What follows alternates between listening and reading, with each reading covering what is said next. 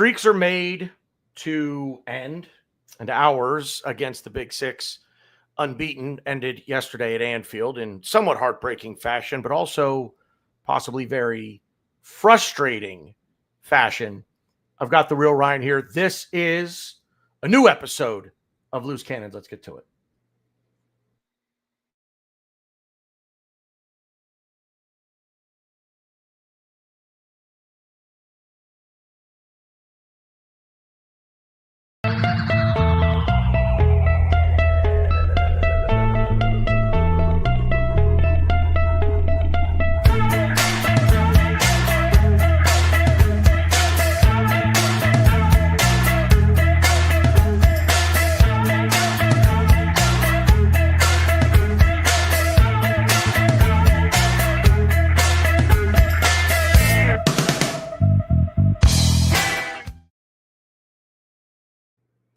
Welcome into another episode of Loose Cannons. We are well and truly getting into the meat of the season. And no sooner does that happen than we have a stupid international break, which sucks, especially going in to it on the back of a loss. But fear not, we are here to try to mend your sadness, your frustration, although I'm not sure I'm going to be real good at doing that. Teaser. That's a what's Paul Heyman say? That's not a prediction. That's a spoiler or something like that. I don't know. Anyway, you guys know who I am. I am BG, the Bearded Gooner. You can find me on X/Twitter at the Bearded Gooner, Instagram Bearded Gooner, and with me is the real Ryan from a beautiful vacation spot, if I am not mistaken. I'm back from the vacation now. Oh, you're back from the okay. All right. Yeah, so now it's not as fun as being there, but yeah, I'm home now. Sadly, but yeah. Yeah. How are you? I'm good, man. I think these are important, right? So we've all listened to podcasts and whatnot, and I know a lot of the people that listen to us or watch us or whatever probably watch a lot of the same guys and girls that we listen to. Our squad, Arsenal Vision, Arsenal Opinion, Pete, and those guys. And I think the after the whistles or after the game are important to just let go of some frustrations, and hopefully, we can start to feel a little bit better, after you get to talk it out. And, and that always has helped me because I couldn't sleep the other night. I was so pissed. So yeah, we'll talk about it and see what that means, going forward. So yeah, but other than that, I'm great. Good deal. Yeah, it's, I guess we'll get right into it. We're going to kind of go through things chronologically here. I left yesterday feeling very frustrated, and I'm glad that we're doing the show a day after because I think emotional reaction on the day can be vitriolic. So I think it's good that we've had a night, like you just said, we've had a night to kind of sleep on it and corral our thoughts, our feelings, our emotions, and take it, 24 hours later instead of that vacuum of, couple of hours, few hours right after the match. Although there is something to be said for that. My tone yesterday would have been a lot different, but I don't know that I would have said much. I don't know that I would have said much different than what I'm going to say tonight. But we do have a lot to get to. The transfer window shut today. We did complete the signing of a new player, which we will get to later toward the end of the show. A few outgoings, which we can mention, probably not the best deals in the world that we could have had, but they're at least off the books for now. But we will take things chronologically, starting yesterday at about, 10 after 10 a.m. I feel like the lineups are being announced a little earlier this year than they were last year. Last year was like clockwork. Right on the hour prior to kickoff, lineup comes out. With the exception of Champions League, I think that was 90 minutes prior to kickoff. But now all of a sudden, it seems like it's maybe an hour and 10, hour and 15 minutes right before kickoff where the lineup comes out. So I will start with you. Just give me your overall initial reaction when you saw the lineup. What was the first thing that ran through your head? So I think after we had an idea of some potential injuries. You kind of process of elimination, you start to take some guys away and think like what the lineup could be.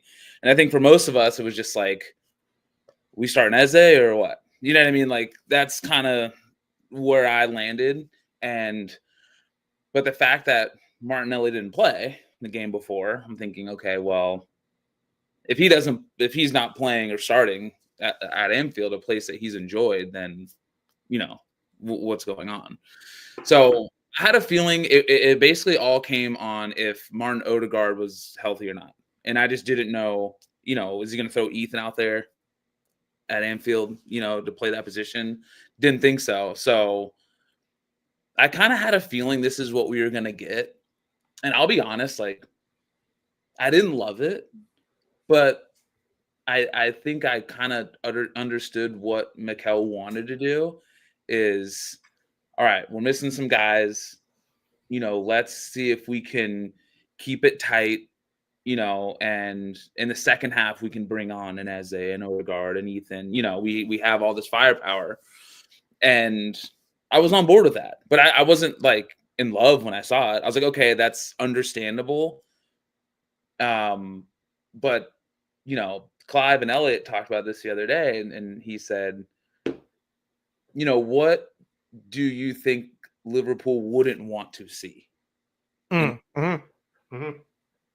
what do they want to see? And you trot out Martinelli and Marino, they're probably like, okay, like we'll take that. Cool. And I'm like thinking back, I'm like, damn, like that's so true. You know what I mean? Like I want the lineup out there that other teams like, damn, like that's what we don't want to see. And we didn't do that. But I think I understand what Mikel wanted to do, but we'll discuss if we think that was a choice or not. But yeah, but that's kind of, I was like, okay, reasonable. I get it. But yeah, so it wasn't like doing backflips or anything, but like I understood. Yeah, Stan, and Stan, as always, thanks for being in the chat, man. Good to see you. When he arrived at the pub about 7:15 a.m., God bless you, sir, out on the West Coast. Everyone felt we could get some points and was confident when the lineup came out. Could visibly see the mood change. I'll piggyback off that. I got to my pub after lineups came out. I was in the car when lineups did come out, and I will tell you that my initial thought was, what? Because I see Odegaard on the bench, and I struggle with if you're fit enough to play, you're fit enough to start. I struggle with the dynamic between, in the difference of, okay, because my question would be, does Odegaard can he go for 60 minutes? Because if he can go for 30, can he go for 60 with a break in the middle? I don't know. And it's a shoulder injury. So he's not the most physical guy in the world, and Liverpool aren't the most physical team. If there's risk of re-injury or further injury, more significant injury to Odegaard's shoulder, then why dress him at all? Right. Now, it could be lack of options. I mean, again, when we look down the list of injuries right now, it's starting to read like another team's roster. We're just kind of right back to where we were last year. But the Marino in midfield thing really, it put me off. And this is not a knock on Mikel Marino. I want to be very clear that I think Mikel Marino played well yesterday. And I think it was the role that he was asked to play that he played well. I don't think he was asked to do, nor should he be asked to do, because it's not the style of player that he is to be that attacking right eight that Martin Odegaard or Ethan Nwaneri are. And so when I look at this lineup and I think, okay, Eze's not starting. And my thoughts on Martinelli, before I get into more thoughts on Martinelli, are, okay, he has had good games against Liverpool in the past. He has played well at Anfield in the past. And we're going up against a midfielder playing right back for them, Szoboszlai. There's an opportunity here to, okay, not having all the bullets in the gun, So we've got to fire what we've got. So I can wrap my brain around the initial lineup, the mentality of Martinelli at least starting on the left wing. And I don't know how lineups work. Is it who gets to see the others line up first, or do you submit them at the same time and hope for the best? I don't know how that works, admittedly. Liverpool being the home team, do they get to see Arsenal's lineup first and then counter that and say, this player is playing, we know how we can either defend it or get at him, or is it just a hand the lineup cards into the fourth official and off you go? I don't know how that works. But looking at the lineup, you say, okay, there's an opportunity here, you think, for Martinelli to get at Szoboszlai at right back, a midfielder, not exactly the fleetest of foot, not I don't want to say he doesn't move particularly well. He's a midfielder, but I think you understand what I'm saying. Having to shut down a winger that plays the way that Martinelli plays, a straightforward kind of guy, a guy that wants to, get the ball in front of him, run onto it, run in behind you, hopefully, although that seems to have escaped his way of thinking now, unfortunately. The only real concern that I had was Merino, and I'm just immediately thinking we're lacking creativity. We're going to hoof the ball over the top. We're going to try to play some long passes to Martinelli. We're going to try to play some long passes to Gyökeres. We're going to try to play passes to Madueke and let, hopefully he goes 1v1. Any of them, really. Basically, it's a front three. You've got your fullbacks, theoretically overlapping or joining the rush, as we say in hockey, jumping up on the play. So you feel like you've got maybe enough in attack without Merino having to get that involved in it. Obviously didn't quite happen. And I think as I watched us come out and start playing, there is so much out there that I disagree with on how we played in the first. I think the first half was incredibly, I shouldn't say disagree. I think the first half was incredibly even. Yeah, cagey, shadow boxing. No one wants to. But I just feel like they were better on the ball than we were. They were more at it than we were. I think when I take the lineup out of the equation now, get into the actual playing of the game, and I will say that I think Arteta lined us up for a draw. I think he wanted to go in, and the best case scenario would be to go at them in the last 10 minutes. On 80 minutes, let's just body blow. Let's just trade some light punches here and there. Maybe they get two chances, we get one, clear cut, looks at goal, something like that. But at 80 minutes, maybe that's when we'll really go for it. And at 80 minutes, we had no choice but to start going for it because of the goal. And I keep hearing from Arteta yesterday say we got to a point where one of two things was going to win the game. It was either going to be an individual error or it was going to be the moment of magic. Sure. I wholeheartedly disagree with that. Wholeheartedly. I guess I'll start with the first half because I do think the first half was cagey. You said shadow boxing, feeling each other out. I do think they were a bit more on the front foot than we were, although we had more corners.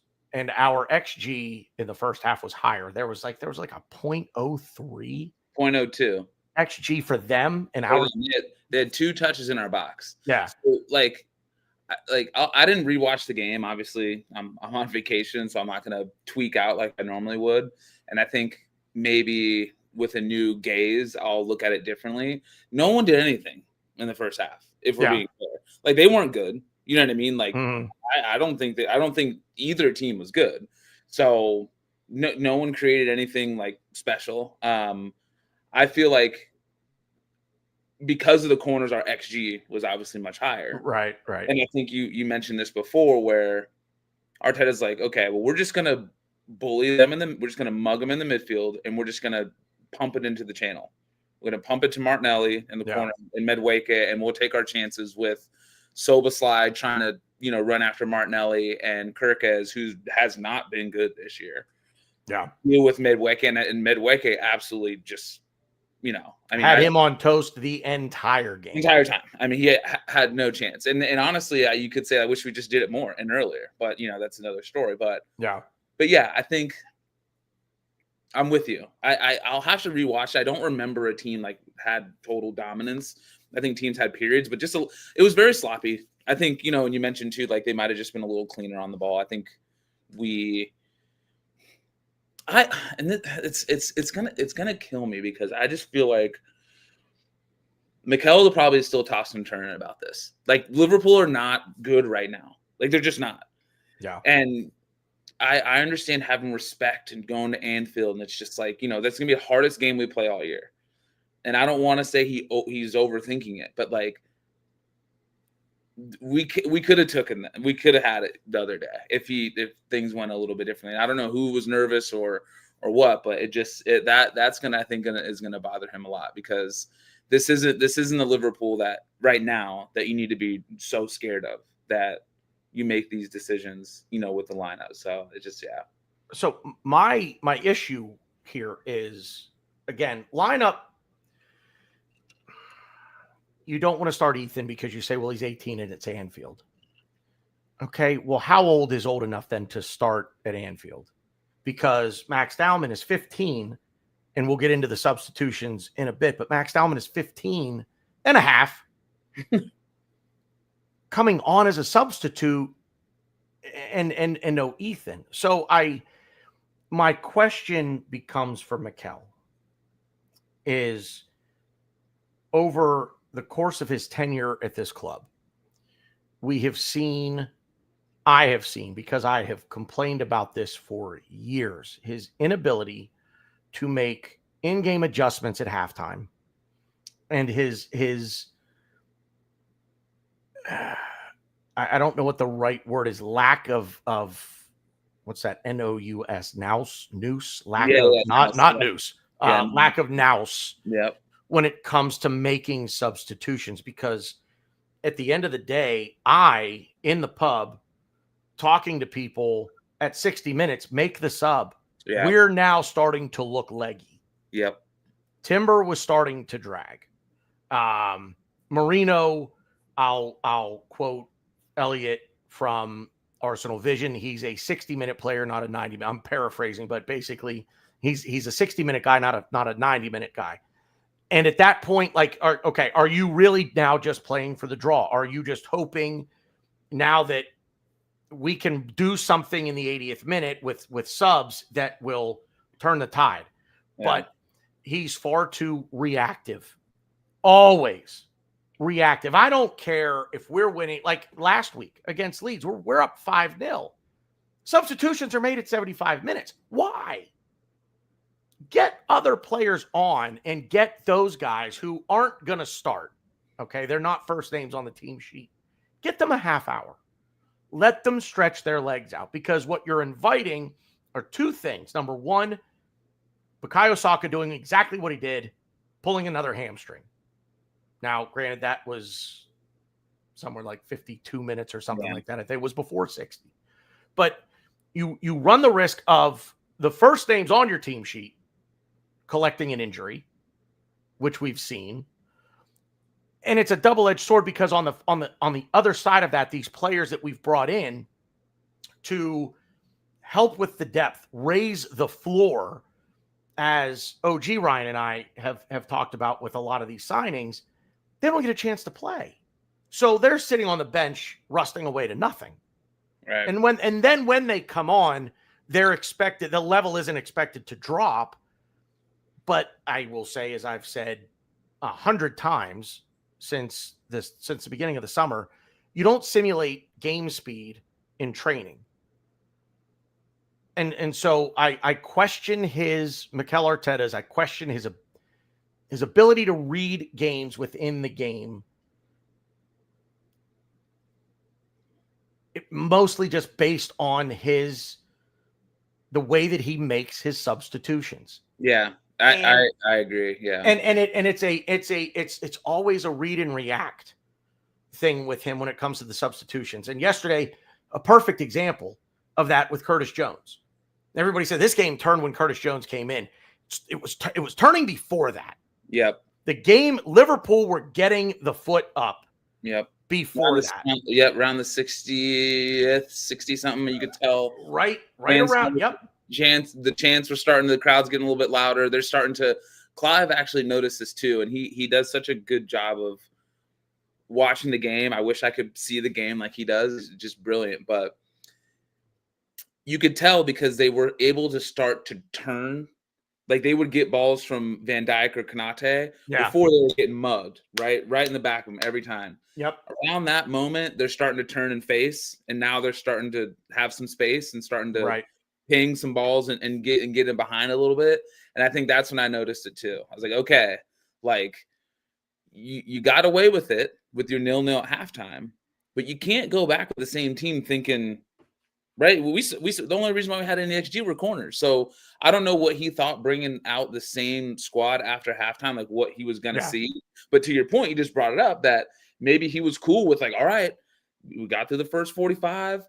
If we can keep these guys and get to 70 or 75, then we can, it seems like it's already mapped out in his head how he wants it to go. And I think you really made a good point. And I don't know if a lot of guys watch the NBA, but I used to watch the NBA like religiously. And I remember, I'm a Suns fan. So, back in the Steve Nash, Amari Stoudemire days, 7 seconds or less, Mike D'Antoni, we always used to play the Spurs. Never beat the Spurs, always beat us. And it's man, you don't want to go back to the days of Dan Marley and Kevin Johnson? No, I'm kidding. No, it's funny. The reason why I said it is because the Spurs could be at 12 points, right? They're controlling the game. It's all good. Victory is all but assured, it feels like, right? Third quarter, whatever. The Suns hit back-to-back threes, timeout right away. You know what I mean? Like he's not even going to let us get on a run and get hot. You know what I mean? It might not even be 2 threes in a row. It might be like, they miss a bucket, we get a layup, they miss one, we come down, hit a 3 timeout right away. Like he's not going to allow the game to start to turn in a way. And I think that's what Mikel needs to acknowledge is get in front of what we think can potentially happen. And like you say, don't wait for it to be, oh shit, well, now we're down a goal and now we need to bring these guys in, where we should have been thinking about these, scenarios way before this. So yeah, I'm with you. To Stan's point, a lot of respect in the first half and allowed us a lot of the ball. If I'm a Liverpool fan, obviously I'm coming away from this match happy. All 3 points. But if it's a draw and I'm a Liverpool fan and I have not talked to any Liverpool fans since yesterday, I'm actually kind of very curious because a good friend of mine is a big Liverpool fan and he coaches. So he has the mind for this. Give me the coaching perspective, but give me the fan perspective as well. Shout out Disco if you're watching. But I would love to, if it ends in a draw, are Liverpool fans, when we see a comment like this from Stan, okay, now it's not necessarily, it's the mentality of they showed us a lot of respect on their home turf. Right. If I'm a Liverpool fan, am I questioning why? We're the title holders. This is our yard. We're the big dog around here until someone comes in and takes our food, we're going to eat, especially at home. And so that kind of makes me question. And again, I don't care where Arne Slot's head is in terms of their tactics. But when we see that, that's where there has to be a moment where Arteta can get someone's attention on the pitch. Get Gabby's attention on the pitch and hey, we're changing course here. They're kind of sitting back, absorbing, maintaining shape. They played very well defensively, which surprised me. I will say that as Madueke put Kirkez on toast all day long, we missed the end product. And he just couldn't quite get there. And I will say that Kirkez, to his credit, I think, stayed in front of him when it was most important to do so. Martinelli gave Szoboszlai no problems whatsoever. He runs to the goal line And then he just said, okay, now it's your turn. It's like a relay race. He gets to the goal line. He's like, all right, you take it from here. Yeah, I don't. Anyway, we'll get there in a few minutes because I could go on a diatribe about that. But I just, it comes back to questioning the manager of obviously you want to win, but you need to play a certain style. And I see people, oh, well, if we open up, they open up. We don't want to play a game of basketball, as I keep hearing. We want to against Liverpool, though. I want to against everybody. But we should have they not watched them? They absolutely were getting run by Bournemouth for a while, gave up a 2-0 lead. They did it again against Newcastle, down a man. Like that's what I just won't. I will not be able to get over that fact right there. I can understand if Liverpool's been shutting everybody out and just they're not letting anything in, and they just can't, let a team score against them. But we're the only team this year that hasn't scored against them now, right? Like, so yeah. Why are we playing it so safe? And then that's another, you brought up another good point too with like Liverpool fans. Like, if you gave the reverse of what they just got, you tell me no Salah, no Szoboszlai, Van Dijk goes out 2 minutes into the game.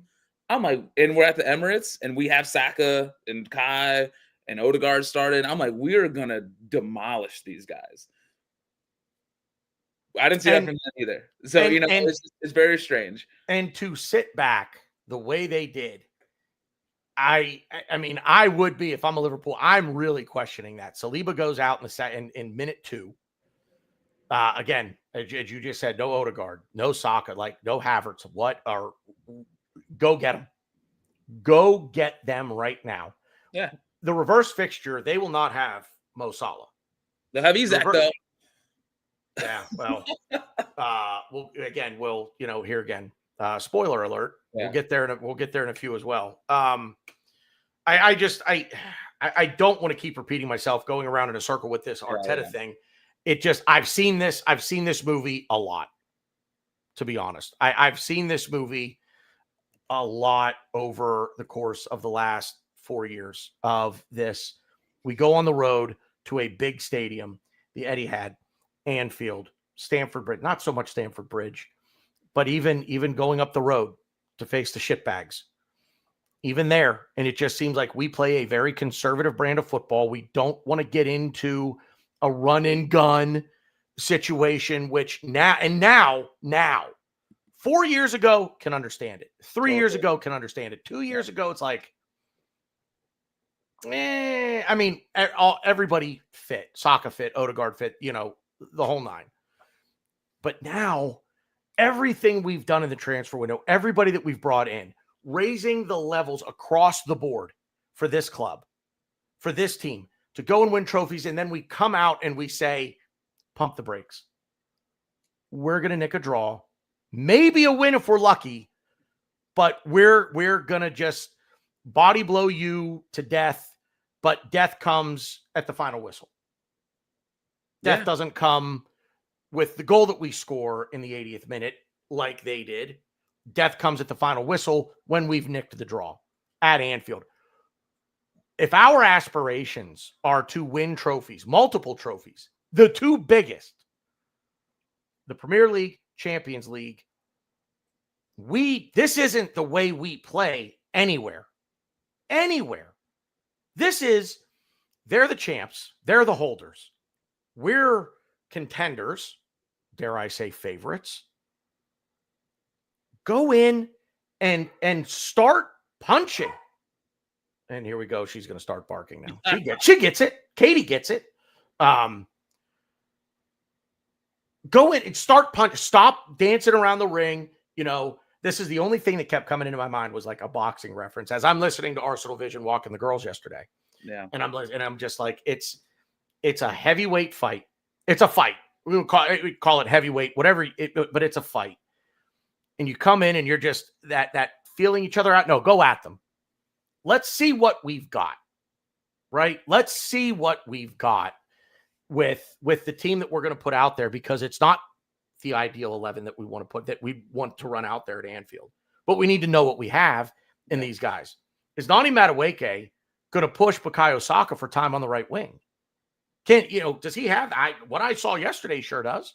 If he gets the end product, whew, there's no such thing as horses for courses at that point. That's just, hey, give somebody when you want to give Saka a break, Madueke goes in there. You're not losing much of anything. Again, perhaps end product a little bit. That's just, I'm sorry, I keep kind of droning on here about it. It's very, I'm frustrated. I'm frustrated because I see a team in Liverpool that can be got at. Yes. If Bournemouth can go in there on the opening day of the season with all of the emotion of the Diogo Jota tribute, it's opening day. Look, if they're in America, they're raising a banner, right? If it's an American sport, banner's going up. It's banner night, baby. Yeah. Right. Whatever it is, all of that emotion, and Bournemouth could put 2 on them, and Bournemouth ran with them. Now I'm going to go into Herb Brooks mode. For those who don't know who Herb Brooks was, coached the 1980 United States men's Olympic hockey team. Tonight, we run with them because we can. Tonight, we beat them because we can. I'm paraphrasing his speech, but that's what it is. Make the oft-injured, injury-prone Ibrahima Konate defend. Make the mid-30s Virgil van Dijk, who is starting to turn into a shell of himself, obviously with the exception of yesterday, make him defend. Make a guy who plays in midfield, and an attacking midfielder at that, in Szoboszlai, who's playing now right back, make him have to defend. Make Kirkez, 3 games into his Liverpool stint, has not looked good. Make him defend, which, again, Madueke, I think, did that. No, but, the last point I want to make is I know. Yeah, I'm sorry. Yeah. No, but I mean, we could keep going. It frustrates me because I think he had a free hit, right? Like, I think he could have just, like you said, let's just see what we can do. Let's make them have to make some tough decisions. You go out there with Martinelli and Mikel Merino, it's like, well, all right, like, well, that's cool. Like, we can easily defend that. That doesn't really scare us that much. And I think you mentioned it before, and we might even talk about this later, but when you have a defense that's this good, like, you can take more risks. Like, that's the whole point. And I get it. I get it that, 4 years ago or whatever, 5 years ago, when you're dealing with the Pablo Maris and the Mustafis and the Socrates and I get it. I think my ears are bleeding. I know, but I'm saying we watched the games. Like, we know why we couldn't be risky with those guys, because we knew it was coming right back the other way and teams were scoring on us at will. But we have the best out of possession defense, the best rest defense, like, just absolute studs all over the pitch. Yeah. Like, you can be risky. Let other teams worry about what we can offer offensively instead of trying to, play it so tight. Like, and I think too, it's the 3rd game of the season. Like, I could understand this scenario if it's match day 34, you know what I mean? And it's and it's Liverpool's got a 1, point lead, or we're up, like, and we just cannot for the life of us lose this game. We got to make sure, cool. I get it. But we had the entire season to make it up. And that's why I felt like they tried to set us up and give us United at home at Old Trafford. Yeah. And just get us under pressure and all, got 3 points, obviously 1 leads at home. So I felt like there was a part of me that said, if we had drew United, beat Leeds, and drew Liverpool, I'd have been okay with that start. Right. Now, if you want to add up the points, it's 5 points. Yeah. Right. We had 6 going into it. So I felt that, like, dude, I wouldn't be mad if we lost that game, all things considered. No Saka, no guy. I'd be like, okay. So I don't know why we're helping them. You know what I mean? Like, is it? So it's just crazy. Is it weird to say that I almost would have rather lost that game and sort of not gotten dominated, but like the 2 goals that they score, maybe Salah throws in one where it's just a brilliant individual effort and you just kind of tip your cap. Maybe, Gakpo creates maybe something out of nothing off the left and just gets a shot off and it has eyes and it beats Raya. And then you have Szoboszlai's free kick wonder goal. What do you do? No goalkeeper in the world is stopping that. But I almost would have rather that if the goals that they score are from, hey, we were going for it, we got caught out. Yes. Right? I almost would have rather lost that way and dealt with the -3 goal difference that we're going to get saddled with. And I look at goal difference all season long. It's an OCD thing for me. I'm constantly worried about goal difference. But I almost would have been because I could look at it and I could say, okay, you know what? We're at Anfield. We're missing a couple of players, a couple of, of the 2 of the 4 most important players in the lineup, Saka and Odegaard. Yep. And then Saliba goes out. Now you said 3 of the 4 most important? It's insane. And I think, we didn't have a choice, but I would assume that Kai, if healthy, probably would have started that game too.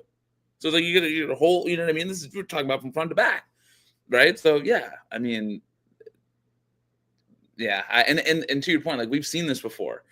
Well, we've lost a game, but like we're like, okay, well, we saw what we needed to see. Like, we created, it just didn't go in the net today, but we know what we have. Can't really say that after yesterday. I mean, I know we probably won't see that lineup often, maybe ever, but I'd have just liked him to be like, you know what? Fuck it. You know what I mean? Like, we're gonna throw Eze out there. It's not like he's never played in the Premier League before. Like the dude's played Liverpool twice already. Like, recently. So yeah, it's just like that's something he'll learn. I hope. I don't see that's my problem. That's why all of a sudden now I'm not Arteta out. No, and to be, even if we don't win a trophy this season, I will not be Arteta out. But I will tell you what can make me start to turn that corner a little bit and start leaning that way. Is that if we go to the Etihad, if we go to St. James's Park, right? Yeah. Because that's a next big stadium that we're going to play in. If we go to St. James's Park and we do the same thing. Now, by that time, knock on wood, Saka should be back healthy. Although, again, seeing what Madueke did yesterday, I'm perfectly fine with either one of them right now starting. I just need Madueke to have the one knock, Madueke coming in. He will put people on toast. 1v1. It's the end product. It has a tendency to, kick for 3 points, not 1. American football reference. Odegaard, hopefully. I mean, he played yesterday. Let's hope that through the international break, again, touch wood, that all goes well. He doesn't play much. We don't get,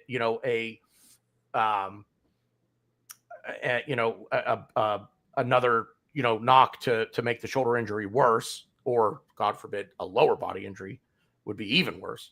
Sure. But going to St. James's Park and everybody is back mostly healthy. Okay. By the time we get there, if we line up this way, if we play this way, not line up, but if this is how we come out trying to play, he's going to start to lose me, because now we're at a point, and I will die on this hill this season, but we're at a point now where we should bow to no man and we should bow to no club. Right. We are not in that position anymore. And yesterday we went to Anfield, and while it was like a who can bow more, who can bow better. It's like watching a martial arts tournament for youth, and you've got to bow to your opponent, but then like your opponent, and you're like, but he just bowed, I have to bow again. And then the opponent is thinking the same thing, like, turn if it bow, and it's like, wait, I have to bow again. He just bowed to me. Like, that's how yesterday was, but we can't do that. Now, see, now the frustration is coming through. Yeah, it's here now. We go, and I understand that we beat Liverpool. Again, we're going nuts quoting and paraphrasing Arsenal Vision tonight. I will say it's also fresh in my head. I just listened to the most recent with Elliot Clive and Paul this evening. I need to listen to that. Yeah, maybe I totally just lost my train of thought. You talk about we beat Liverpool. I don't know what they said, but 3 years ago, 4 years ago, something, when we beat them. Might have been COVID. Reese Nelson had a goal in that game from the right. It had to have been during COVID because there's nobody in the stands. We beat them. And Mikel Arteta afterwards said that we're still way off it. Way off it with where Liverpool are versus where we want to be. Yeah. Right? We're not off it anymore. Right. We shouldn't be. Given the players that we have brought in now, we should not be off it compared to anyone. We need to go in, and the thing I wanted to say was I can understand sort of bowing to a team that you think is better than you because you still feel like you're off it a little bit. You're not quite ready to play with the big boys. So you sit back, perhaps allow them to come on to you, and you just kind of turtle shell, hope for the best. Those days have to be gone, man. We need to be going places and asserting our dominance. There's no weakness in our side right now. And it really, really bothered me yesterday, the way that we came out playing. And we hit on the substitutions. I think, let me ask you this. We'll rewind it a bit. Would you have started Saliba given the rolling of the ankle in warm-ups? I mean, like okay. So I'm assuming most of us here played sports. Like my coaches always were like, hey, like, can you go? You know what I mean? Like, I feel like players always want to play, right? They always will say, yeah, I'm good. So I don't know what's up with the medical staff, if they just let a player decide, or if they're like, nah, like we saw that, like you're not playing. You know what I mean? So I don't know I don't know where we are on that. I mean, when I played, like, you twist the ankle, knee a little tight, whatever, like I'm playing. But sometimes the medical staff or the coach needs to protect the players from themselves. And I felt like that's kind of what we were starting to do, where like guys would like start to feel something. And they would just be like, hey, just come get me. I'm not going to, fight through this thing, so I don't know where we are on that. I feel like with the international break coming up, and I don't know, that's a tough one. Honestly, I don't know how actual bad it was. Right. So I feel like because of our injury track record and what we're dealing with already, I probably would have been like, you know what, like, I guess mascara, let's get ready. You know what I mean? I don't know. It's tough. Well, like, so in that moment, though, I say, okay, I'm sitting here and I'm berating Arteta for being too conservative, seeming to just want to sit back, right? But then there's got to play Saliba. Yeah, he rolled his ankle, but okay, if he says he thinks he can go, he's going to go.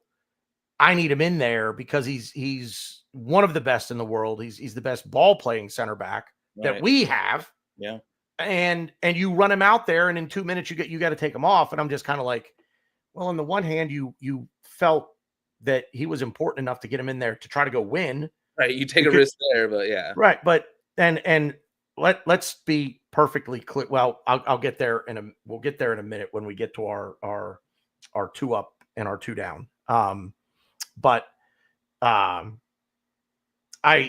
don't know how bad it is. And I will say that he was on the bench. He was back out on the bench at some point. I know for sure he was there at the end of the game. I don't know, did he come back out at halftime, get a little treatment on it, get it wrapped or something to stabilize it? It sounds like he rolled it. As long as it's not a high ankle sprain, we should be, hopefully, we're all good there. Yeah.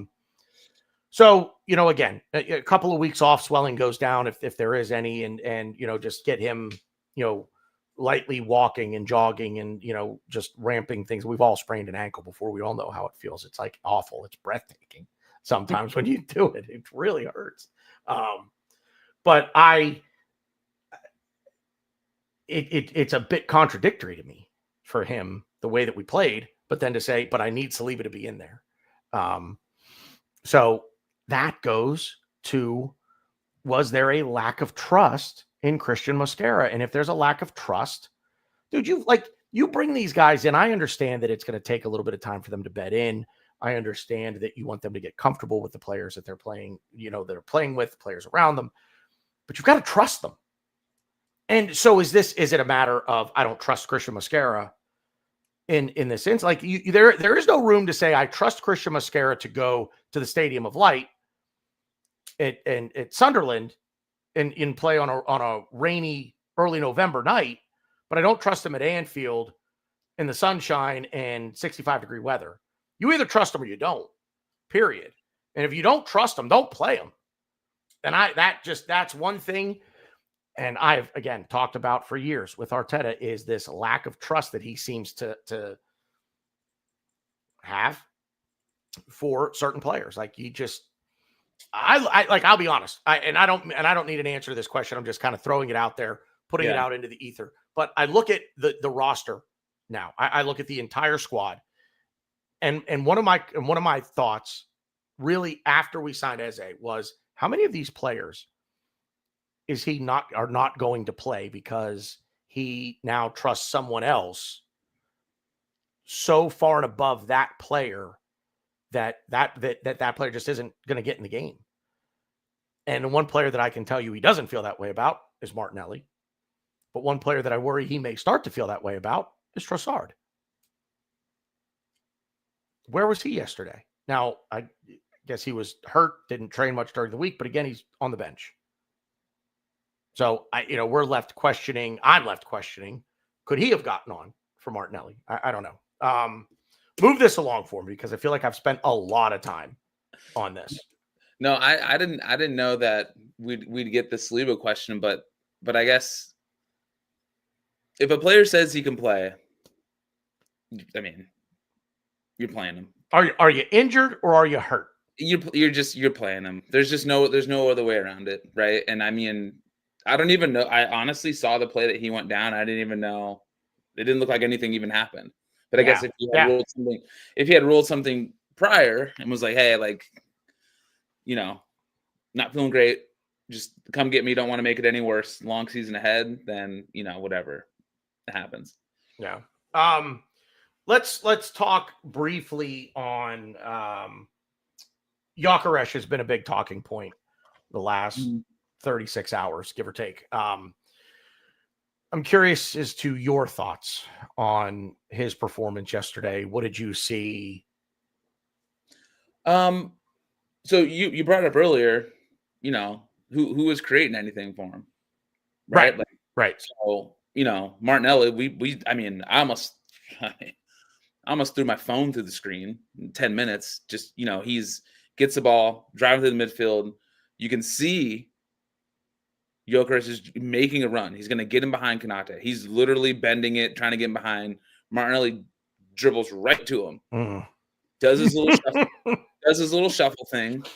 Konate just picks it off him, goes out for a goal kick. I'm like, dude, like, if you're not going to play that ball, then he shouldn't be on the field.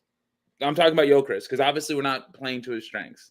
And so I don't think that's coaching. I don't think Mikel's telling him, like, hey, just when you see a guy starting to make a run and behind, like, just keep dribbling. Right. So obviously something's wrong there. Odegaard, has always led the league in final third entries, chances created. He's not on the field. Madueke is not Bukayo Saka. He had a great game. I'm just saying, like, likes to take guys one-on-one, looking for a shot, and that's what I want. I want more directness. So, I don't know who was going to service him. He's not, the type of player who's going to be linking up and getting involved. His job is to just put the ball in the back of the net. So if we're not going to play to making sure we're seeing his runs, play in spaces and positions that suit his game, like, there's going to be games like this. And it's one of those things where, like, unless he scores, right, like, this is probably what we'll see. And it'll probably frustrate people. But that's also why, it's nice to have Kai too, because I think Kai would have played in this game. Oh, absolutely. So 100%. And probably started. So it's just like, it's hard for me to, like, get on the guy. And that's the other thing too, is, like, people are acting like we spent Isak money on him. Like, we didn't. Half. So I'm just saying, half.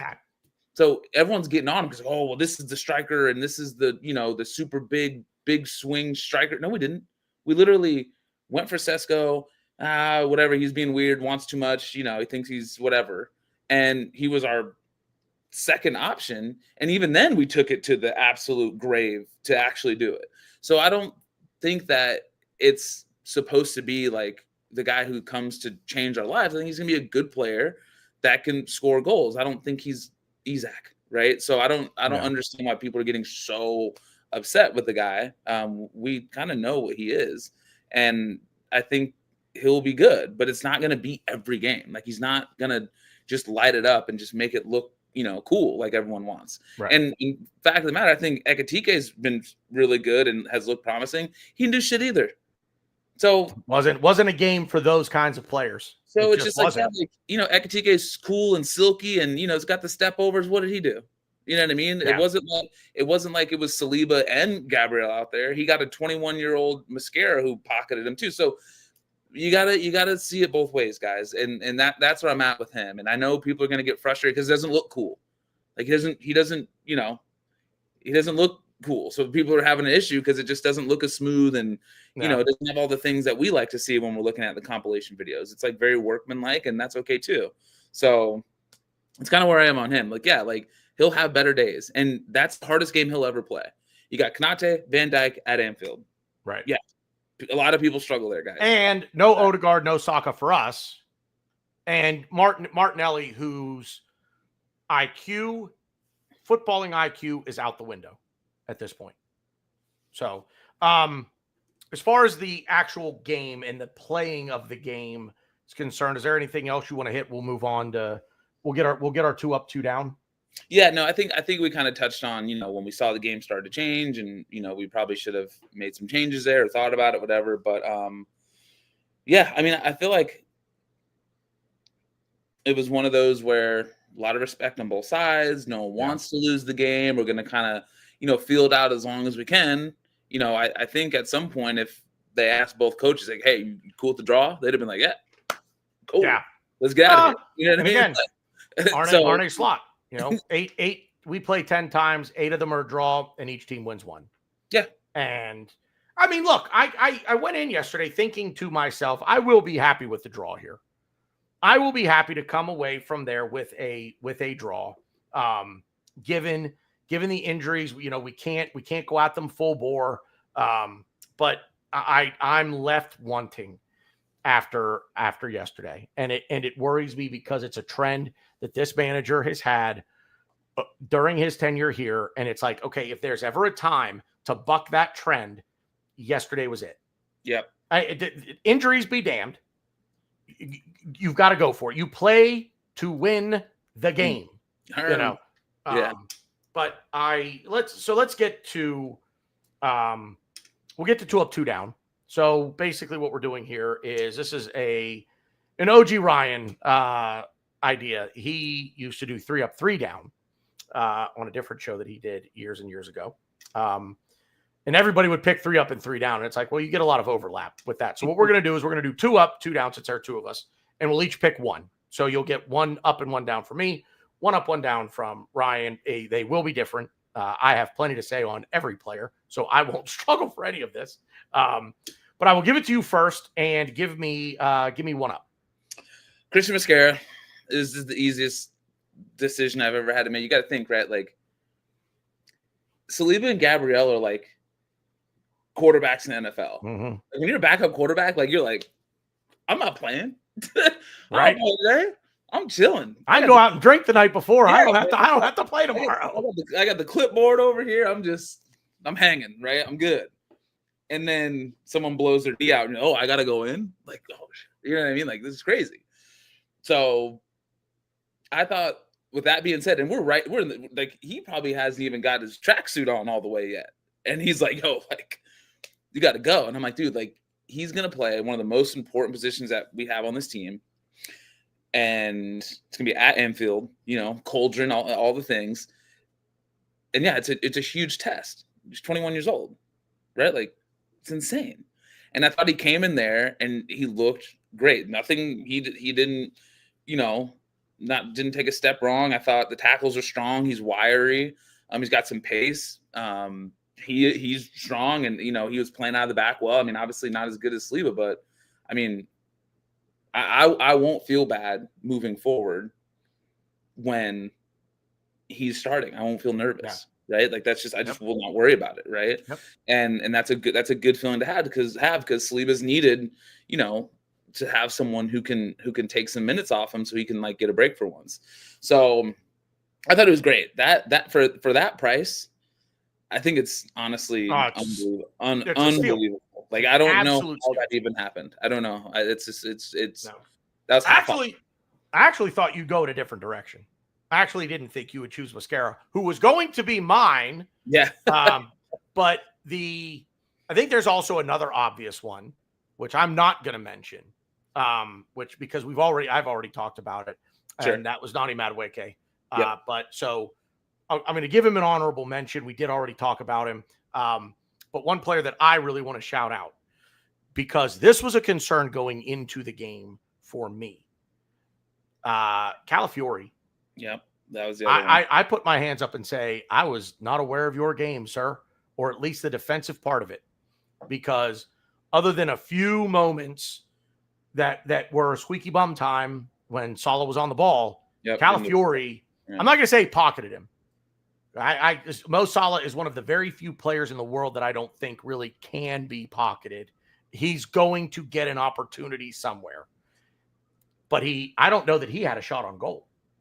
I know he had shot attempts, but I don't know that any of them were on goal.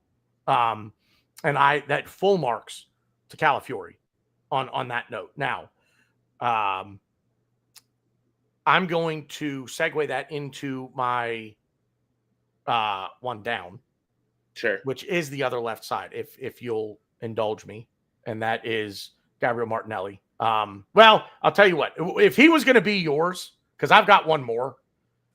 If you want to take it a little bit, I've got one more. So would Martinelli have been your number one? So go on Martinelli. I'll piggyback off of that, only because I do want to give a little bit of praise to Gabriel Martinelli. But go ahead. He's your one down, and then I'll give mine. This does not feel good to say. Like I literally have a kit with his name on it. Like it has like a piece of like there's still like places in my heart for him, because he just came here as a youngster, and I thought he really made his way, and he's banging in goals, and I remember no one will believe this, but 3 years ago or 4 years ago, whatever, people were literally asking like, hey, whose ceiling is higher? Is it Saka? Is it Martinelli? Like, that was a legit conversation people were having. A serious one, and one that like people were having a legitimate tough time to answer. You're gonna come in here at that age and score 15 goals, like headers, like he was a shot monster. We're talking about like 3 or 4 shots per game. Like he's giving you the full array. The end-to-end goal against Chelsea. Like people, it's just like these are things like I will not forget that. Like I just won't, and it's hard for me to see him now just completely bereft of ideas, and like there's just been no change or nuance in his game like since then. I respect what he does so much defensively, because even in that game he wasn't getting anything going moving forward. We all saw it, but he's still busting a gut, getting back and getting involved and getting stuck in and just making sure that their counters don't lead to anything. So like I can respect all that, but it's not happening, man. It's not. And it's honestly so sad to see. I hate these conversations because I always try to protect him, and there's always some silver lining to a lot of his games where I feel like, hey, well, he was getting to the byline and he was just getting some crosses in, even though the crosses weren't getting anyone or leading anything, he was beating his man. And now it's just like it's none of that. He's not beating his man. He's not linking up. He's not. His runs aren't working. He's not finding players. Like he's literally not doing anything. And it just like breaks my heart. And that was just really, really, it was a tough watch. Probably one of the worst ones I've seen. I want to read this out loud because I literally, Stan, I read your first sentence, and you are so spot on with this. Martinelli hasn't gotten worse. He's plateaued. He's done well to come from 4th, 5th tier football straight to the Premier League, his ceiling may have been reached. You are 100% right. 100% right. I won't say he's got, I can't, I mean, it's right there. The part of him, I guess maybe Stan, if I can be a bit argumentative, it's up here for him. This is where it's at. And I don't know if it's a confidence thing, if it's I don't know. I don't know what it is, but all of a sudden he just doesn't seem. Well, the one thing we always said last year was he runs with his head down. He's not looking around. Just he's running. He's looking at the ground like it's going to open up and swallow him into it. It's all up here with his decision making. It's not his ability, because the ability is there. I would say. See, I don't even know this. I don't even know that I would go so far as to say that he has to go. Although, Mikey Hers, if you're still watching, maybe tune away for a minute. I feel like he can be effective. I won't say productive, but I will say effective in bringing him on 75 minutes. If the game is touch and go, bring him on. Imagine bringing him on yesterday as a sub in the 75th minute, going against Szoboszlai then, after we've presumably run his wheels off. And they have nobody behind him. So he's going to continue to play the right back role. Now bring Martinelli on when Szoboszlai is gassed. And just let him make the runs, as long as he can, here again, link up, connect with other players running in a channel behind him, making a run somewhere in the middle of the pitch, or just beat your man, cut inside, do something, but figure it out in the final third. I think he could be effective as a pseudo late sub off the bench, because I think that speed that he has and that ability to dribble can create things against a tired team. And that's where his role is, and his defensive work. There's the substitute part of his game to a T. You bring him on, his speed can kill, but he can get back and cover defensively if need be. And he'll bust his butt to do it. Yeah. But it's all up here. It's mental for him. His decision making is just completely gone. And that worries me. That really, really, really worries me. You hit on what I wanted to say. The positive that I wanted to spin on him was his defensive effort. And look, I will say that, one more positive. He's going to bust his butt for you.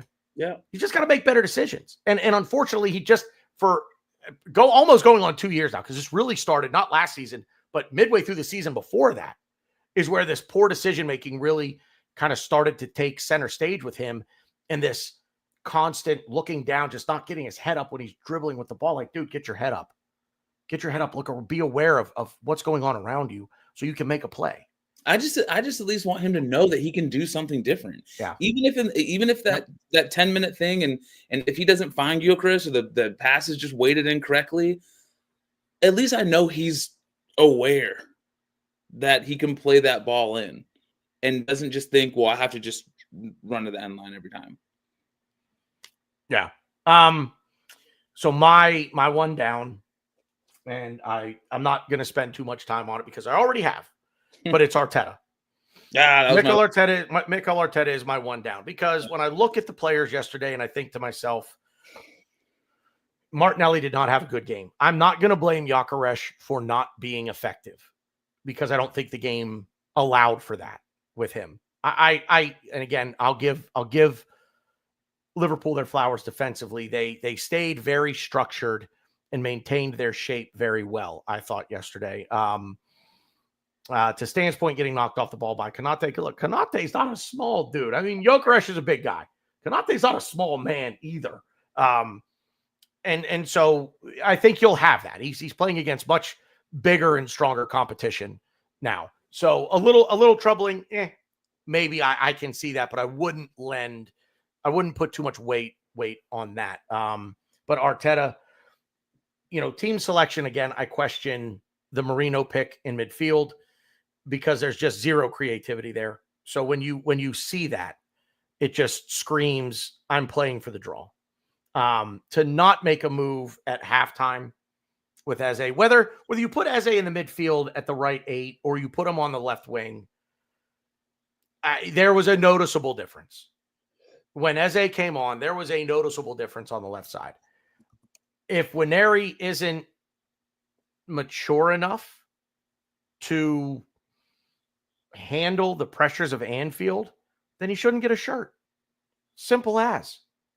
I don't give him a shirt, but if you get a shirt, you've got to be able to play. And I think, look, hindsight will always be 2020. Can look back on this and look at, styles and say, Liverpool did the same thing. And then you say, well, if we start Nwaneri and Liverpool played like this, Nwaneri probably has an impact. There could possibly be link up on the right side with Timber, Nwaneri, and Madueke. If we can maintain possession of the ball, we can create that way. Give Nwaneri chance off the right wing. I was very surprised to see Max come on. I want to hit this. I was very surprised to see Max come on over Nwaneri on the right side. And that's troubling to me because that is, I don't know what Nwaneri did to not get time on the right wing when he played not so well there last season, but at no point did he look out of place. At no point did the 17-year-old Ethan Nwaneri a season ago look horribly out of place on the right wing. And he can't come on. You're going to put a 15-year-old kid. The 18-year-old can't handle it because he's not mature enough. But the 15 and a half-year-old, you're saying, oh, he's the difference maker.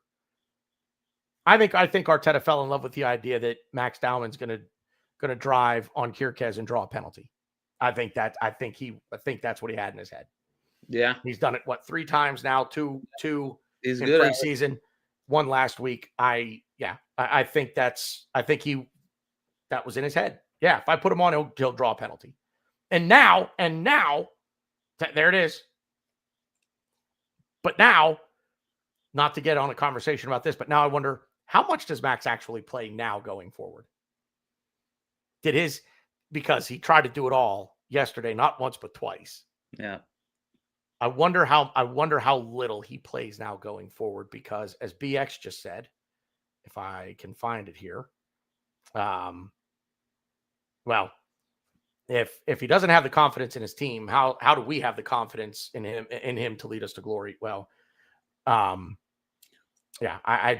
so my one down is Arteta, because too many questions surrounding lineup, substitutions, mentality, all of that. And that's your job. On match day, that's your job. Your job is submit the lineup, make the substitutions, and make sure that the players have the right mentality going into the game. And none of you're 0 for 3 yesterday. The subs, effective, just not enough time. So that's been his MO. Do you want to touch on Max coming on at all from yesterday, or do you want to move on to media? Yeah, I mean, it's your bag, baby. Yeah, that's a weird one. I thought that Ethan would have come on, and I guess we heard before the season or whatever that they don't think that he's a right winger, and they just don't see him as a winger, and he's just literally a like for like on Odegaard. So the fact that Odegaard didn't start, his sub would be Ethan. I don't know if the game plays out that way, that Odegaard's even coming off. So Ethan probably wouldn't have played. I would have put Ethan in, even though they don't see him as a right winger. I mean, I think Max Dowman's incredible, but he can play it. He's gonna make the young person mistakes their first time at Anfield.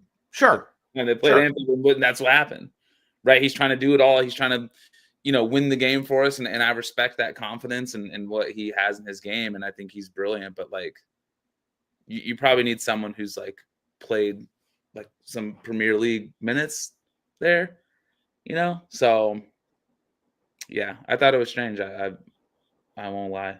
And and with Mikel, and I like he was the one I had for my down. And it's just like, I don't know if a lot of you guys like play golf and whatnot, but like, when you have course management, it's like if I'm the best bunker player in the world and I know I can get up and down, like out of most situations, if not all of them, like bunkers won't scare me.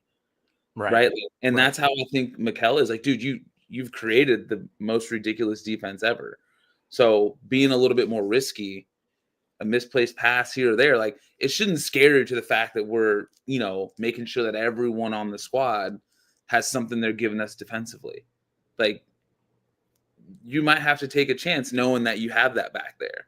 So, I mean, and that just takes us back to the beginning and I'm even cool with the lineup. Fine. Whatever. Like if that's how you want to start it, great. But the fact that you brought him in after halftime, don't know what you saw there that you thought like, hey, like we can definitely like go score and win this game, like bringing these same guys out. So that was that should bother him if he doesn't. And I know he's probably like he's got to learn from that one. Like he really does. And when you brought up Newcastle, that I will be looking for that now. Oh, I'm more interested in that match. Yep. Than I am City at this point. Yeah. Because I have every expectation that we will go for it against City. I think we will come out. Yep. But I want to see what he does going to St. James's Park, which is a very tough place to play. I want to see how we the lineup. I think the lineup will build itself. Because I think the lineup does for the most part. Right now, well, there is a Champions League game before that. It's before the City match. Oh, shit. So we kick off the Champions League campaign midweek before City. We don't know we know who we play, but we don't know when, right? No, that's out. It's out. It was released on Saturday. Wait, like we know who? Yeah, we're at Athletic Bilbao. Before City. Oh, okay. It's Tuesday. It's the first Champions. It's the first game. It's the first match of all of them. Why do they keep doing that to us? I don't know. I don't. Well, it's 12:45. It's a 12:45 for us. For you and I on the East Coast, it's a 12:45 p.m. kickoff. Oh my gosh! Giving us the first. Yeah, it's. So it's kind of like that very first game to tip off on Thursday of March Madness. I feel like that's what this is. It's like it's that one game that's going to get everybody fired up, right? Like here we go, let the madness begin. Toss the ball up. Let's get it. But it's so that's the first one, but that's before City. So now we get into maybe there's a little, I don't want to say chop and change, but maybe we're making a few adjustments. Some fitness things. I don't know when the second match is, and it might be the midweek after Newcastle. And I don't take that as gospel because I don't know. That might actually be the last match before the next international break. Got it. Okay. It's one of I will say this. I bet you it's one of the two. I bet you there's either another Champions League match in the week after Newcastle. I could look it up, but right now I'm trying to build up our watch hours. I have the show on my phone right now. But anyway, so it'll be interesting to see the lineup given everybody's healthy and how we've played Champions League kicking off, then City, then a week in between to get to Newcastle. But again, on the road, it'll be very interesting to see what he does. Are we conservative? And if we are with a mostly healthy squad, and there's a chance that Kai could be back by that match too. Yeah, that's true. So if that's the case, there's a chance that Gabby Jesus could be back for that match. Yeah, the training videos get me every year, man. I'm telling you, man, like there's a player that just sidebar real quick. I see the things now. He's back in training. It looks good. And now all of a sudden I'm like, wait a minute. I've forgotten about him. Mm-hmm. We're going to reintroduce him into this? What? It's kind of sick. I love him all. Yeah. So goosebumps. But yeah, it'll be interesting for sure to see what he does, how we come out and play. And BX, yes, can't continue to go into matches with the handbrake on. And yes, we need to play with the handbrake off against everybody in every stadium, period. We are on paper. Again, I know it's paper. Take it with a pinch of salt. But we're the best team in Europe. Can we go away to some of these bigger stadiums? Can we fricking act like it? Can we play like it? We did against Real Madrid. Like, so it's just like, it's not like we can't. Like, we can. And we're better now than we were then. Oh, way better. Way better. Way better. So let's go. I know. So I know what was on your mind. Media and how they've. I have a theory, and I'm gonna pose this conspiracy theory. Yep. This is the conspiracy theory time. I'm ready for what you got too. I have said this for years that I think someone sold their soul and they're still alive. Whoever this person is sold their soul for the Invincibles, and they're still alive. And the footy gods are just, you know what? You're still around. You're not getting another one until you're gone. That's so funny. And what if it's arson? That'd be sad, man. Oh boy. Can't have that. The second conspiracy theory, if it's a conspiracy theory, is I think that the media and the Premier League and the FA, I think are all, and PGMOL, you can throw them in there too. But I think if no one sold their soul for the Invincibles and we actually did it on merit, I think we destroyed their game. I think they've had this in their head that this is the perfect game. You know, nobody will go unbeaten. Nobody had done it in over 100 years. It'll never be done, and we'll never let it happen because it's not good for the game in their eyes for some reason. And we did it. And I think media, PGMOL, the whole lot of them, I think, hate us for the Invincibles. That is my, I guess if that's a conspiracy theory, but anyway, this is your bag. You wanted to get into this one, so I'll let you take it away, sir. So it's not like, and I'm glad we got some people in the comments because I want some back and forth in here, but it's just like. By the way, live chat tonight, you guys have been outstanding. That's been great. Love it. But like, when did it become a prereq to you have to beat your title contending team at their ground or else you're just not serious?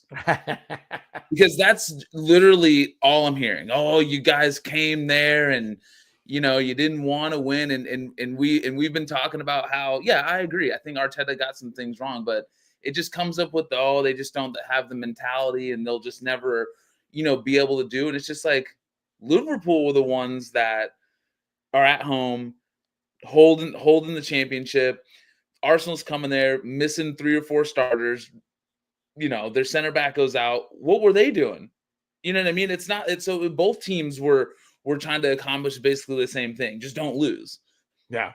And I'm just listening to Neville, and Neville's the one that Neville and Carragher kill me every time. And this is why it bothers me, right? Like every year Neville says we're going to win the title. He does that so he can just go in 2-footed on us every time we lose a game or do something he doesn't like. Because then he's just like, well, hey, I said they were going to win it. So, I don't say that I'm being biased and that I don't, think that Arteta's shit or whatever. Like, I said they're going to win it. And he does it every year. And so that way he can say the things that he says. And Jamie Carragher, same way. Like, we've seen him actually, do his job and try to, be a journalist and do the work. But then when it comes down to anything involving Liverpool and Arsenal, it's just the same old no mentality, coming for draws. You guys just, just not being serious. And I'm over here looking at stats like Pep Guardiola, greatest manager ever. How many times did he win at Anfield? Anyone know? Oh, wait. None. Once. One. 7 Premier League titles. What? Three draws, 6 losses, 1 win? Something like that. One time. Yeah. Oh, so you didn't have to go to Anfield to win because he didn't do it, but he still got the title. Liverpool, Klopp, you know how many times he won at City at the Etihad? Twice. So it's like, no, you don't. It's not true. Did Liverpool beat us at the Emirates last year when they won the? Oh no, they didn't. Weird. Did City beat us the year before that at that? Oh no. So you don't have to go away to your rivals and win. Like, that is great if you can, but it's not like if you don't, that means you can't win it or that you're not a serious team. It just has really, really, really bothered me these last couple days, and I just don't know why they just can't be honest. And I get that, it's easy to pick on Arsenal fans because they're getting the clicks and they're getting the stories and they're getting the headlines, and that's what pays the bills. But it's sad because this team is so good, but if we don't win anything, like, this is just how it'll be. So just like, there's a part of me that's just like, will it change if we win the title, or is it just like Arsenal's just so easy to get at, and their fans and how they react and the way that we see, the clicks and the engagement go, which helps our brand or helps our, our magazine. Well, negativity sells. Totally. Simple as. It's just one of those things. It's just like, I feel like it always somehow, for some reason, just revolves around us, and it's tired, man. Yeah. I mean, my 2 cents on it, again, negativity sells. I mean, you needn't look any further than, look, I don't think we're overly negative on this channel, on any of these shows that we do. I mean, listen, I will go in on someone if I feel like they deserve it. Right. But I'm not selling negativity for the sake of trying to make a buck. Right. I would love for this channel and these shows to take off and figure out, advertising and everything else, so that this is my job. I would love to do this for a living. Okay. I'm not going to, because I'm not the negativity merchant that you get with those who shall not be named. One of whom I actually consider, there are many. I shouldn't say many, but there are multiple. All right. One in particular that, like, every time I hear him, and I won't name him, I'm not going to throw him under the bus, but I do consider him I guess you could say, acquaintance. I mean, I don't know that, we're friendly. I have met him in person when I've been over there. Super duper guy in person, but I watch some of the videos that he puts out, and I'm just like, mate, what are you on about right now? It's the sky isn't falling. Let's pump the brakes here. And I mean, look, at the end of the day, if the news only told you the news, they more often than not, they probably have nothing to tell you. There's a reason for the saying, no news is good news, right? Right. Because everything you see on the news is negative. Car accidents, fires, murder, whatever. That's what you see. You never see anything good. Rarely do you see anything good. Khalil. Oh, I got to look this up. Because speaking of something good, and the wide receiver for the Bills, Khalil Shakir. Yeah. Saved 19 dogs from euthanasia today. So there's a bit of good news. And that's something that hopefully persists, right? But at the end of the day, to the media, look, for the sake of this channel and this show, losses are good because we have so much more to tell. Like, think about it. What are we going to talk about from last week's match? What are we going to talk about from beating Leeds 5-0? 2 goals from open play, 2 goals from set pieces, 1 penalty.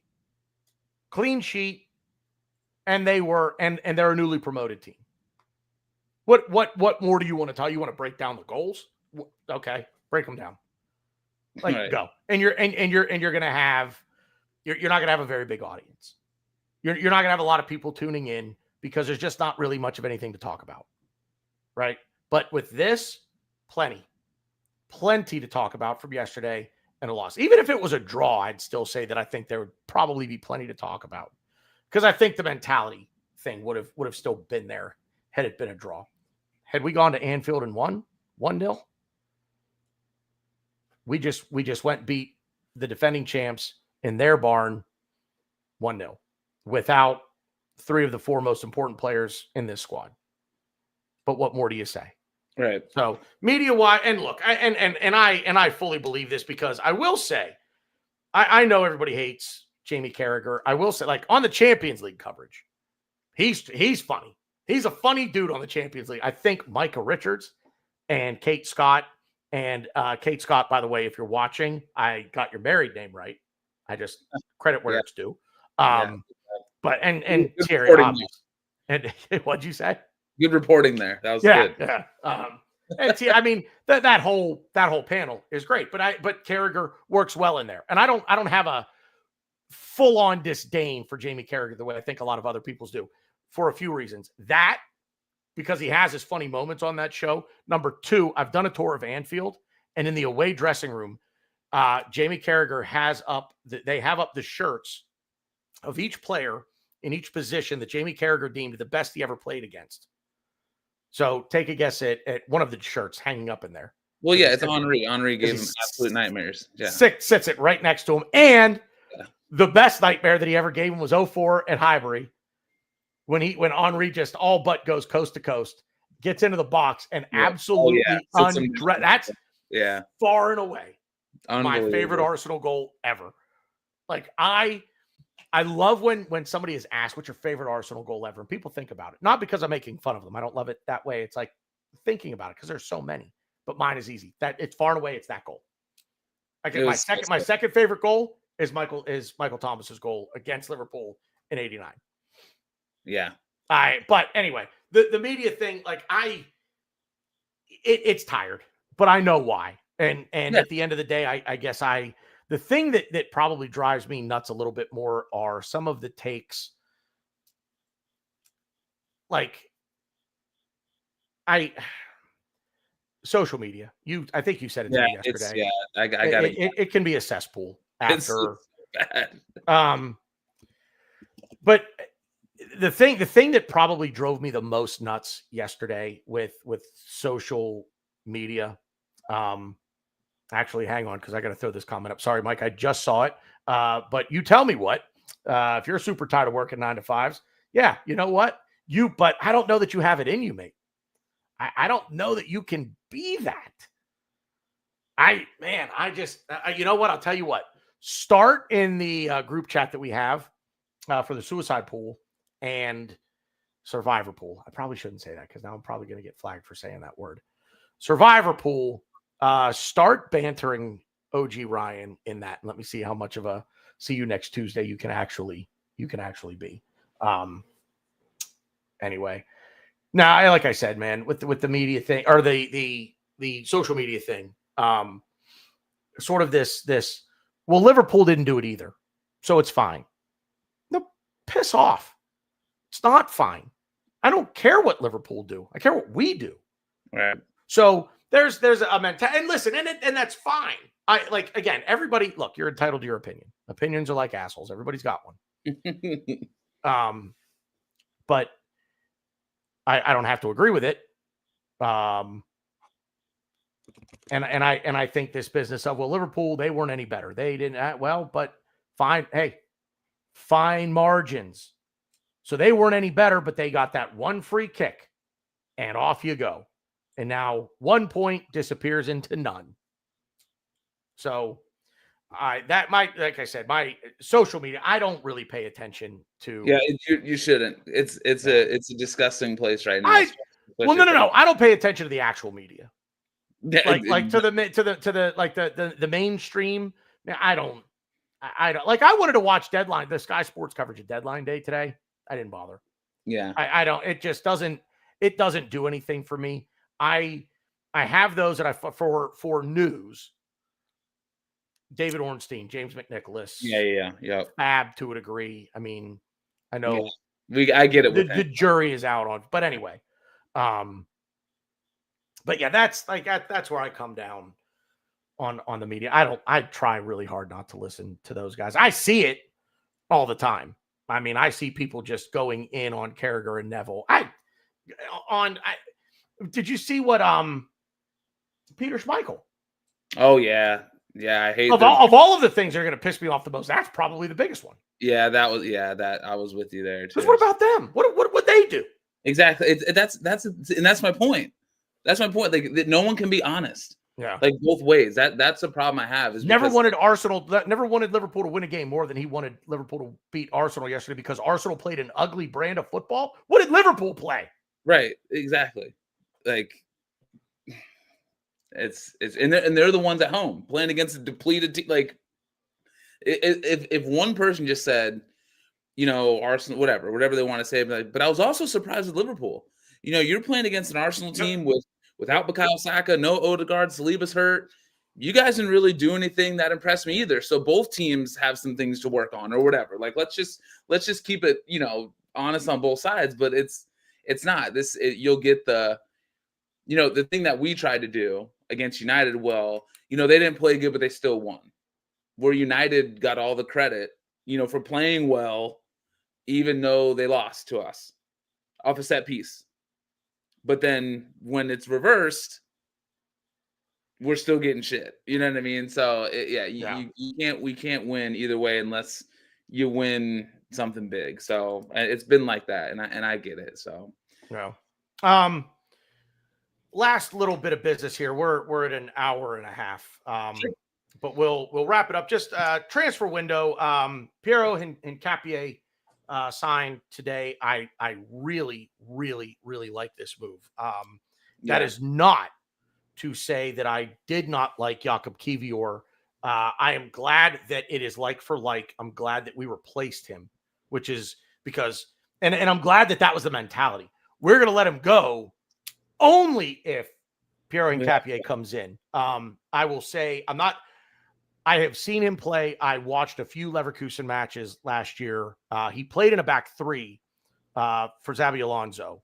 But I will say this about Hincapié. He spent the year learning from Xabi Alonso, and that is what has made him an unbelievable. I think I really, really, really hesitate to say what I want to say right now. Because I don't want it to get into another conversation because I do want to wrap up. Okay. Be safe. I'll say it, but we'll save it. Okay. But I think there is a chance that between Mosquera, and I thought this long before yesterday. I know where you're going with this. I don't like it, but okay. But that there could be, I mean, look, somebody comes in with an offer you can't refuse. Real Madrid come in and they offer you $130 million for William Saliba. But that's the only place he's going to go, and they don't do that though. We know that they don't do that. I'm just saying that as of and with Hincapié coming in now as well, and Gabby Magalesh is my middle-aged beagle. She's old. She's not middle-aged. The middle child is currently doing what we call her happy dance in these parts of the wood. She was rolling around on her back, which I absolutely love seeing them do because I know that means they're happy. Right. I don't know what she's happy about because I've been up here for an hour and a half talking, doing this with you. Anyway, I just had to point that out. Gabriel Magalesh is, if I had to say that I had a favorite player, which I hate that. I don't like it. It makes me cringe. But if I had a favorite player, it's probably Gabriel Magalesh. It might be Eze. It might leapfrog that now. Yeah. For no other reason than just I like watching the interviews. Yeah. And just his like I can't I'll quote him. Sometimes words ruin it. Yeah. And I'll just leave it at that as far as how I feel about Eberechi Eze. But with Hincapié coming in now, I really now want to see Hincapié and Mosquera play together. So if one is going to start and there's no injury, so if it's just cold Tuesday night, cold rainy Tuesday night in Stoke, and you're going to start one, start the other. Like as a center back pairing? Yep.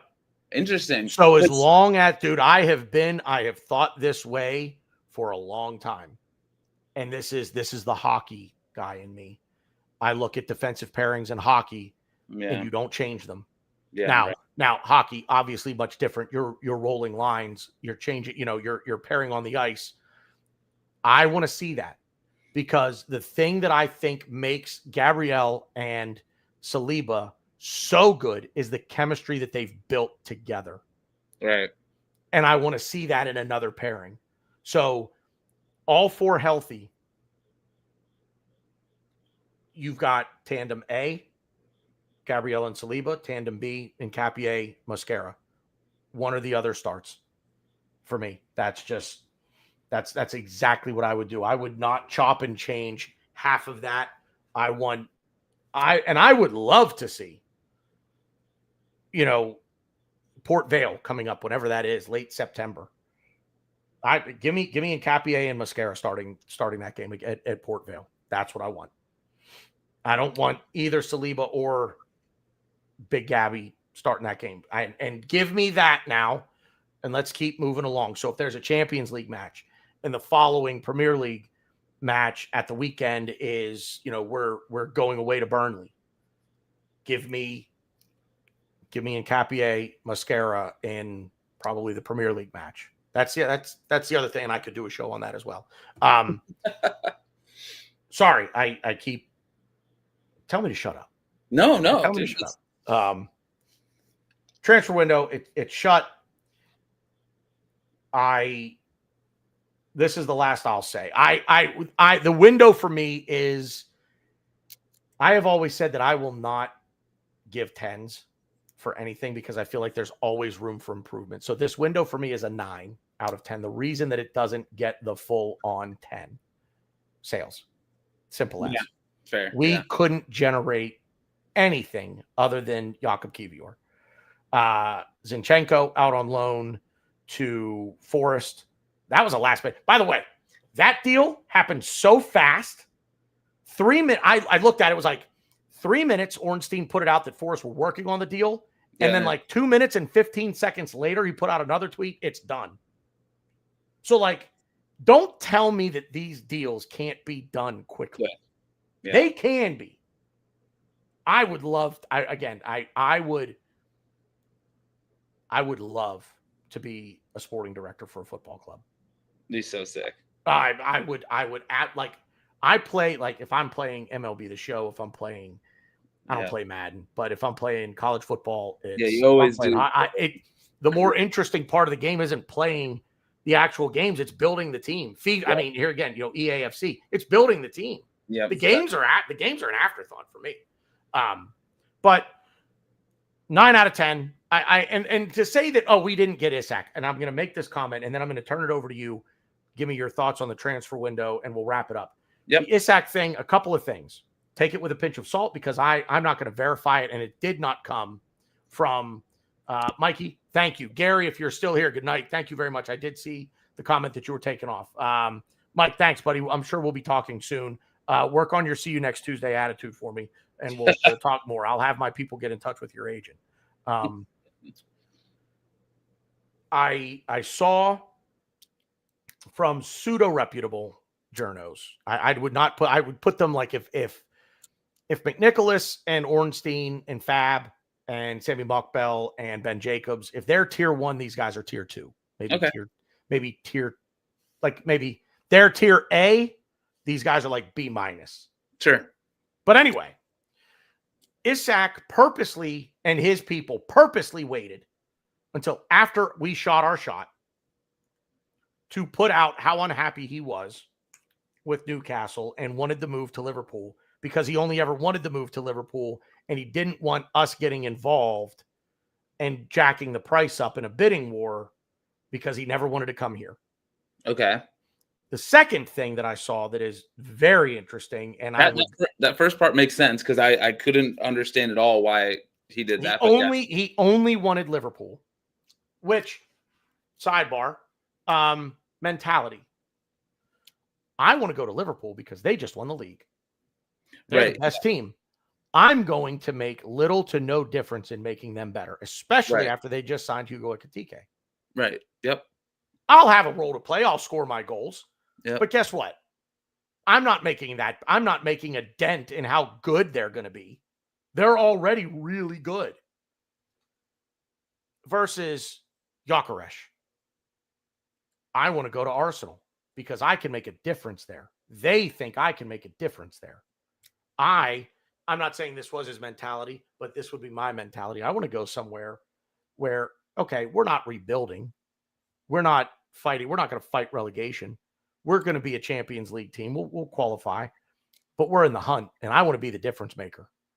Imagine being a player. Imagine for a minute the season that Eze could potentially have. Oh my God. He's killing me. Hang on. You're absolutely killing me by wanting to do this. Because I got to go. So you're going to get like 5 minutes. No. I just want to say hi. I don't need to be. I saw the link. I saw you guys live. I was saying it. Just want to say I need to. I kind of lost my train of thought now. And I heard you were saying. Hold on real quick. I heard you were saying some things, and I was like, hold the fuck up. So, but yeah, continue. Sorry. My mentality would be, I want to be the guy that makes a difference. Eberechi Eze comes in. Imagine we win one of the major trophies. God forbid we win both. And he has an incredible season, just continuing where he's been the last 2 years. Right? Imagine he has that kind of a season, and we finally get over that hump with him. He's going down after year one as a legend with this club. He may go down as a legend with this club and never score a goal, just given his attitude about playing here. But that could just, that's my mentality to it. And so real quick off the Isak thing. The other thing that I heard was that there is a chance that Liverpool could be investigated for tapping him up. Oh, you think? Right. Well, it's one of those things. It's like, we probably know it happened. 100%. But where do you draw the line on what is illegal versus? Okay, we know you did it. 100%. You know what I'm saying? Like, where do we draw the line on? Okay, now you did that. Now we got to punish you. So, but the rumor is out there that could be investigated, along with the fact that there are still 129 charges pending against Manchester. Well, I don't even know if they're pending anymore, but that has gone completely quiet. So who knows? But Isak going, and Arsenal fans, it's only an 8 out of 10 window because we didn't get Isak. Isak was never coming here. And I'll be perfectly honest with you, while I do think he's definitely in the top 5, top 3 for me, might be the best in the world right now. Striker wise, I still would rather have done the business that we did, because there are at least 2 players that if we get Isak at the fee that Liverpool paid, there are at least 2 players that don't show up here. And I would rather have those 2 players than him, because I think with the squad that we have, I don't think we need him. I think we can figure this out. And the way that we play, which I have talked about ad nauseum. I don't know that there's such an emphasis on the striker position. And OG Ryan will certainly, I think, attest to me saying that over the years. But anyway, Real Ryan, your thoughts on the transfer window. If you've got anything on the Isak saga, go for. And Mark Gahey doesn't go to Liverpool. Yeah, that was good. I needed that.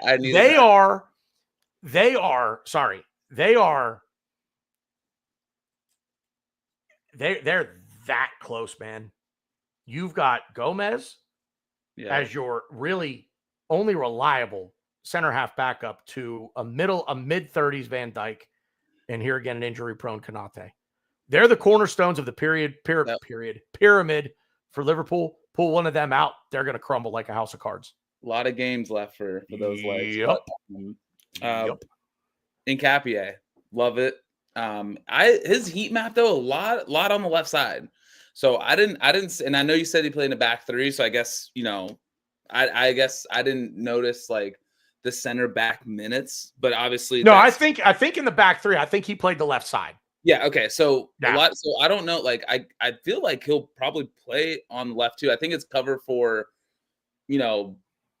our center backs, obviously, and then we don't know. Calafiori, we don't know how long. Right. We'll play. Absolutely.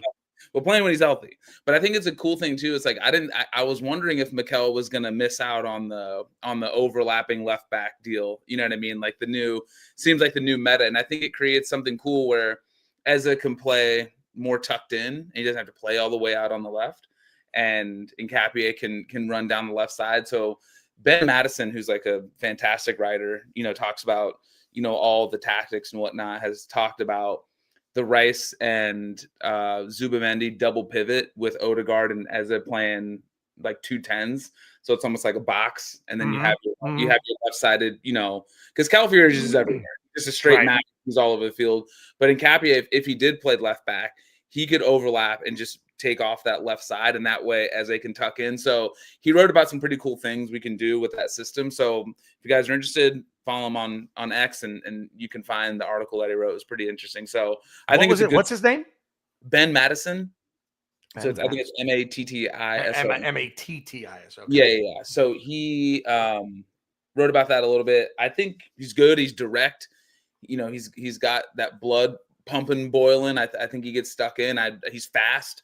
So yeah, I really like signing, and I think that the business was great too, because I think he at some point had like a 60 million release clause or around there, and now it's kind of like that thing we did with Raya, where like it's obligation to buy. It's not going to be on the books this year, but like we'll buy him like after the season's done. So that was smart not to get it, on the books this year, obviously for financial purposes. So all good with that. I think he's going to be really good. And then, yeah, I mean, Isak, like, there's just a part of me that just like feels like it won't work out as well because he did all this, and it just got so messy and so ugly that it's just like not going to be like some storybook. I'm just going to go to Liverpool and just like win everything like right away.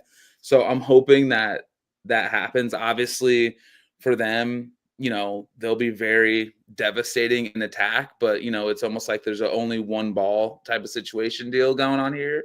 And I don't know, what that means for Ekitike. I guess maybe he can play out on the left. I'm not sure. I don't really care how they're going to set their lineup up, but obviously they got some players that are good. So we'll see what happens. But to your point, if they got Guehi too, I would have been really bummed out, because I felt that Liverpool were always going to be good offensively no matter what. Isak's there or not. I feel like they will have a good offense, but the way that defense is looking, of course I'm saying this after we do nothing against them, but that's just a lot. That's just going to be a lot of minutes for just not. Think about how we've retooled our defense. We literally have an awesome player for two of them for every position back there. And they have one that's supposed to cover basically all of it. Frimpong's already hurt. Like, you got Soboslai having to play, back there. So it's already a mess, right? So let's just see if they can last all season. And I don't think Konate is going to go and play 60 games this year. Can Van Dijk hold up? And you can see Van Dijk starts to get a little bit tired and over it at points of the season too. So maybe they will just have to score four goals a game. And to your point, like I know you brought up the thing about the sales, and I think Ryan brought this up too when we were talking about Medway. It's like the reason why he went for that price is because his wages were $50K a week. Like, that's how you can get away with it. We never do that. We give Reese $100K a week. We give why do you think no one's coming in for Martinelli? Oh shit, he's on $180K a week. Yeah, no shit. No one's going to go in there and throw 50, 60 million at a guy on those wages, right? Like, a lot of teams like can't afford that. And that's been our whole issue is, we pay very well. So people don't want to leave. Like, I don't blame them. Like, we gave them the contract, so they don't want to go away. So I think that'll hopefully start to change. I feel like we had to do that while we were trying to figure our shit out and become a more serious football club. Is we had to overpay for Zinchenko and Gabriel, Jesus, to get them from City, who, they had 4 Premier League titles. Then you're just going to come over to 5th place Arsenal and like do it on $100K a week? Like, no, of course not. Like, we're going to come over there, we got to get paid. So like, that's why it was tough to shift him. And obviously we got the loan done, but no one was ever going to buy him for 15, 20 million and pay whatever he's on, $150K a week. It just wasn't going to happen. So Berta's there to fix that. And, maybe we'll see some more attractive wages where we can start to make more sales. So it is a huge issue because you're looking at, what Liverpool and what Chelsea have done with their sales. And we're like, man, like, I don't get it. How come they can just sell all these guys and, like this guy sucks and they're getting 50 million from him? Then I look at their wage pack and I'm like, oh, he's on 65K a week. Like, yeah. And he's 22 years old. Okay. Like I got it, so right. That's kind of where I'm at on that. But I think to your point, like I'm with you on we don't do 10s. Right. And I'll probably have to do like 8.7 or something like that. I feel like if we actually got a left winger, I would have given it a 9.5. I would have gotten very close to 10 because. And you don't think that's what Eze brought in for? But I mean, okay, I have to say, like, I think he can play left wing, and I'm not so like drawn a line in the sand like on positions because I feel like he's just amazing and can just play. But I feel like if we sold Martinelli and we didn't extend, or I guess not extend, but just do the pay rise to Leo, and we went and got, I know it sounds crazy now, but if we went for a Semenyo or if we, did that and had Eze, I felt like having an actual true out and out left winger that I know we prefer to use on top of an Eze, wherever he wants to play would have made it, the 9 point, whatever. But the fact that we got Eze, I won't complain. So it's very close to a 9. It's just not 9+. So that's where I'm at. All right. OG, you wanna step in here and get? I will apologize. I'm not gonna let you hang long. But you and I also, quick plug, and I don't yet know where this is even gonna be. I don't know if Terry has a YouTube channel. I don't know where this is gonna be. Yeah, one of the questions I wanted to ask him and didn't ask. OG Ryan, and I are doing a show tomorrow around. Well, no, I guess we're recording it. So I don't even know when to tell people to watch. So you know what? Never mind. Stay tuned to the socials. We'll put it out that way. I'm fairly sure it's coming out in the afternoon Pacific time, so I guess evening Eastern time. We didn't get a time yet though. But yeah. So for anyone that cares about my Liverpool take, which I'm gonna probably yell at BG, you'll have to wait till tomorrow. Damn it. It's gonna be it'll be a fun one. Give it to the people now. Let's go. No. But make it quick. So hindsight's 2020, and I think going into the game, I liked our lineup. I liked the 11. I liked what we did. We played safe, but we had attacking options. Mikel Mourinho is a ball winner in the midfield, but he also can score goals for us, as we saw last season. So I liked it as much as I'm not, which doesn't really make sense because I'm not a big fan of the player in the grand scheme of things. So I was like, oh, it's nice, well balanced, and it is Anfield. It's the hardest place for us to play. We don't have a good record there, so I expected Liverpool to come out firing, and I think for Liverpool to come out guns blazing and show that they're the reigning champions, I was like, this lineup is great, well balanced. We can win in the midfield. We can win everywhere. Problem is, Liverpool did not come out firing. They came out trying not to lose. And we were the better team in the first half. I don't think Arteta nor the players predicted that. So then, therefore, if you look at it, the game, a day later, the lineup might not have been a good choice. You probably should have played Eze. Probably should have started Odegaard. Because Liverpool were awful, I thought. I'm not saying we were amazing the first half. I'm not. But we were better. We were better in the first half. So I think with that, obviously, hindsight 2020. So obviously we didn't know what Liverpool was going to do before the game. We probably should have, flexed our muscles a little bit because Liverpool didn't. And, after seeing that, you would think like, okay, Arteta, like make these subs. Let's step on their necks and actually get a goal here. We kind of didn't. And then we let our foot up. I don't want to say we really ever had our foot on the gas, but again, we were the better team. And they were like, okay, cool. Like nothing's happening. So Liverpool were like, all right, cool. We're just going to invade the middle of the pitch, and we're going to run at Arsenal. We're going to do what we should have in the first half.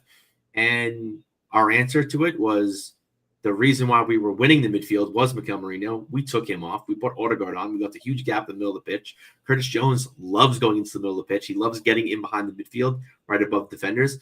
Won a foul in a very big area. Got behind Zubimendi. Zubimendi had no choice but to foul him. Very bad area. Wonder goal. And you can't fault us for a free kick like that. You know, we were the recipients of said free kicks in the Champions League last year. So I'm not going to be the one to hate on it, but it takes moments of brilliance, and they had the moment of brilliance. We didn't. It is what it is. I'll probably go into a little more in depth about it the next time people see me. But Mikel probably should have been a little bit braver with his subs. But again, hindsight's 2020, and I don't really fault anybody because I did not expect Liverpool to come out trying not to lose in the first half instead of trying to win the 3 points. So yeah, that's pretty much my short version of the Liverpool match. I don't think your opinion is that far off from either of ours. I mean, I heard you said some things, and I'm like, I already forgot. I'm not happy with Mikel. I mean, we did a 2-up-2. I mean, Arteta, we did a 2-up-2 down thing where we each picked one. I don't know. Do you want to do a quick 1-up, 1-down for us? Like stock rising, stock falling. Yeah, what vision do I don't want to quote them and take their idea, but I will tell you who we had. Okay, if you want to do somebody different because that's I'll what do they that. do. But because I feel like one of you picked what I'm going to pick for obviously. Well, the one up neither of us picked. That I think you probably will as soon as I tell you. My one up was Calafiori. Real Ryan's one up was God damn it, Mosquera, thank you. Shit. One down. My down was Arteta, and Real Ryan's down was pretty obvious. Martinelli. See, it's funny. I think Martinelli didn't play that bad, but again, I don't think he played that bad because his job the first half was play.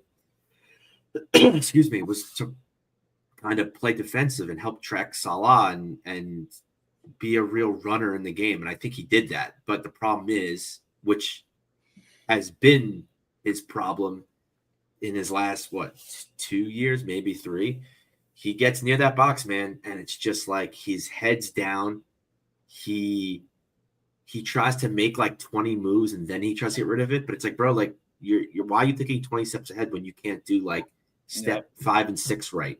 And then when you see someone, with the first few touches of Manweke, he dribbled with his head up. He made a few good passes. He made a few crosses, and Manweke is not a good crosser. He's never a good crosser at Chelsea. But it's just offensively night and day. It's so different. But it's funny too because defensively they're night and day different. Manweke is not a good defender.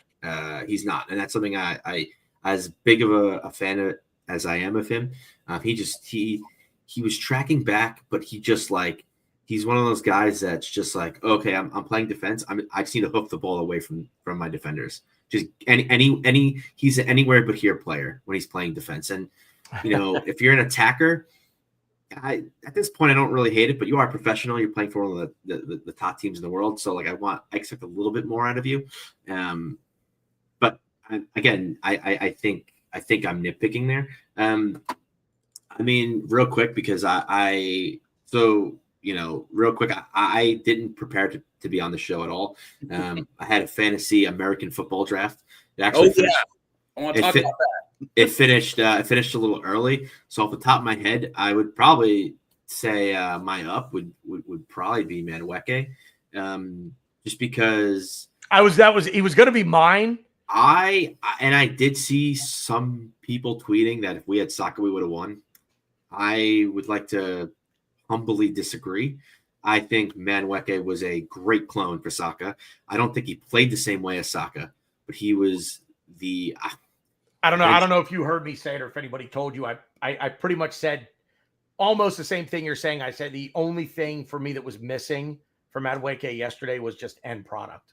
That really was it. But well, what if Saka might be a cleaner finish? And I agree with that. And I guess nothing. I would agree with you wholeheartedly on everything else. So, and I agree. I think his finishing needs to be better, but he was also, for me, most, if not the whole game, he was our only attacker that had any kind of teeth in his mouth. He was our only attack in the first half. He was the best attacker. In the first half, he was by far the best attacker on both sides of the pitch. And at this point, beggars can't be choosers. I'm not going to say like, oh, you have to finish, and you do. You need games like this. You need to have moments of brilliance. But to be the best attacker on the pitch and be like, oh, well, you need to finish. You do, but it's like, I think the rest of our attackers need to step up, and that's where I think I agree with Ryan. I think Martinelli, like, what are you doing? Like, this is, and it's funny looking back now. I get why he sat against Leeds. I think Arteta was saving him for Liverpool because he knew he wanted to play a little defensive just because Salah's on his side, and Martinelli is, I think, one of the best defensive wingers, probably in the world. I mean, which everyone says, oh, it's crazy, but it's like, it's not like that's like a important trait. Like we're not sitting here talking about Raya being the best header of the ball in the world. What do we need that for? We don't care. But yeah, so it's kind of crazy. But yeah, my one up would probably be Madueke, and then my one down. Again, it's funny if we talk about this on our next show, we'll probably have different ones. But off the top of my head, I would probably say Odegaard, which is funny because he's on the back of my shirt right now. Because again, I think, and I know you disagree with me, BG. I think where the game changed was when we brought Odegaard on, we took Mikel Merino off, and they brought on Curtis Jones. I think both things. I think Curtis Jones came on the 60-something minute, and Odegaard came on the 70th minute. Therein lies the problem. I just think, and I agree. I think we kind of went for it, but I think it was I don't want to say it was too late, but Odegaard just left such a hole, and it's like, fine, you could leave a hole because we have the players to kind of make up for it, but it's like, bro, if you're going to leave a hole because you're going to push up and try to force the attack and press the issue, well, press the issue, create, do something. He didn't do that. And I know people are like, oh, he's hurt, It's a shoulder. It's not his legs. Yeah. That's just what I was going to say. It's a shoulder. So I don't want to harp on it too much because you're hurt. You're hurt. You would go there. Yeah, I'll have to rewatch the game because again, I will probably have different opinions. I'll actually I didn't expect to be talking to you guys tonight, so I didn't really think this is just off the top of my head. But yeah. I think the turning point was Mourinho coming off and Odegaard coming on. And my only thing with it is I think it started to turn before Curtis Jones came on. I felt like Liverpool started to get a leg up before that. They started to, but they still were toothless. They still didn't do anything. And then Curtis Jones. But they were starting to ask the questions. They were starting to put more pressure on us before that, and I think if this were a race, if you're watching us run a race, Liverpool started pulling ahead of us. Curtis Jones came on; they were now a full length ahead of us at that point, and then the subs just came too late. We agree that the subs came too late. I just started to notice. I'm screaming at the pub yesterday. We need to. I said this to Real Ryan earlier. That 60 minutes, it's like we need to make changes. Yeah. We're starting to look leggy. They're starting to press. The fact that they put subs on before us pissed me off. I agree. Well, why are we waiting? I agree. I think, and it's something I've always said about Arteta. Ryan, hang on. Let me real quick. I'm just. Do you both want to hang out for a little bit and keep going? I have to go to bed soon. Well, I'm asking because if you guys want to stay and do a little bit more and just let him get at least let OG get his say, I'm going to disappear and take the girls outside and make sure Kenzie didn't destroy my dining room. But if we're going to sign off, then we'll do. I don't have to. Finish. I'll probably go soon. So let Ryan get the final. All right, let's do that and then we'll wrap it up. That's fine. Yep. Go ahead. I think I tweeted something like this. Arteta needs to be proactive, not reactive, and that's my thing. That's my thing. That's been my thing with him for probably since we hired him. You need to notice something's going on. I don't agree. I don't think they started. If this was a race, Liverpool started running past us.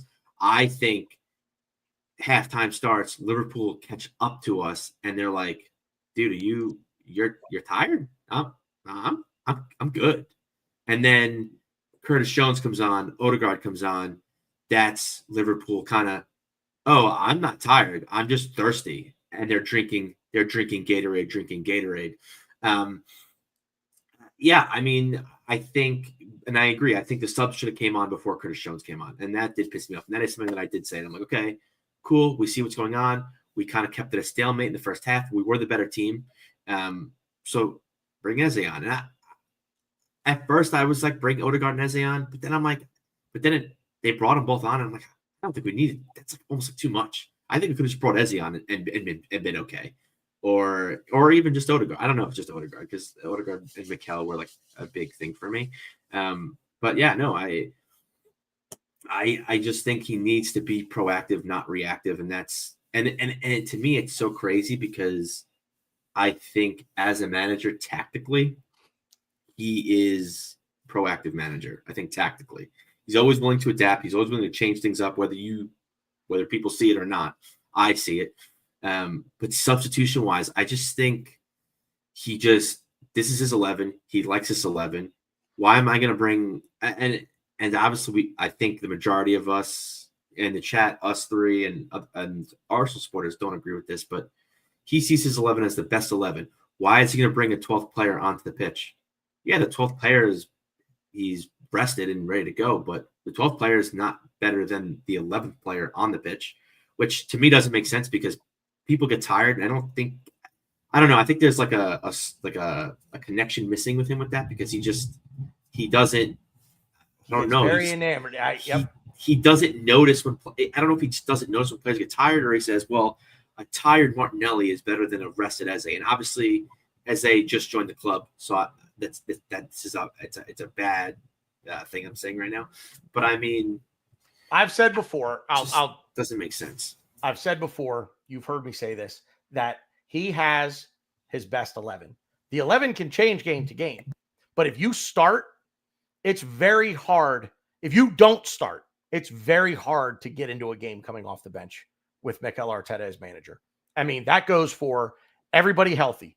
If Bukayo Saka starts on the bench, Arteta is not, if the situation warrants him coming on, Arteta is reluctant to make that change.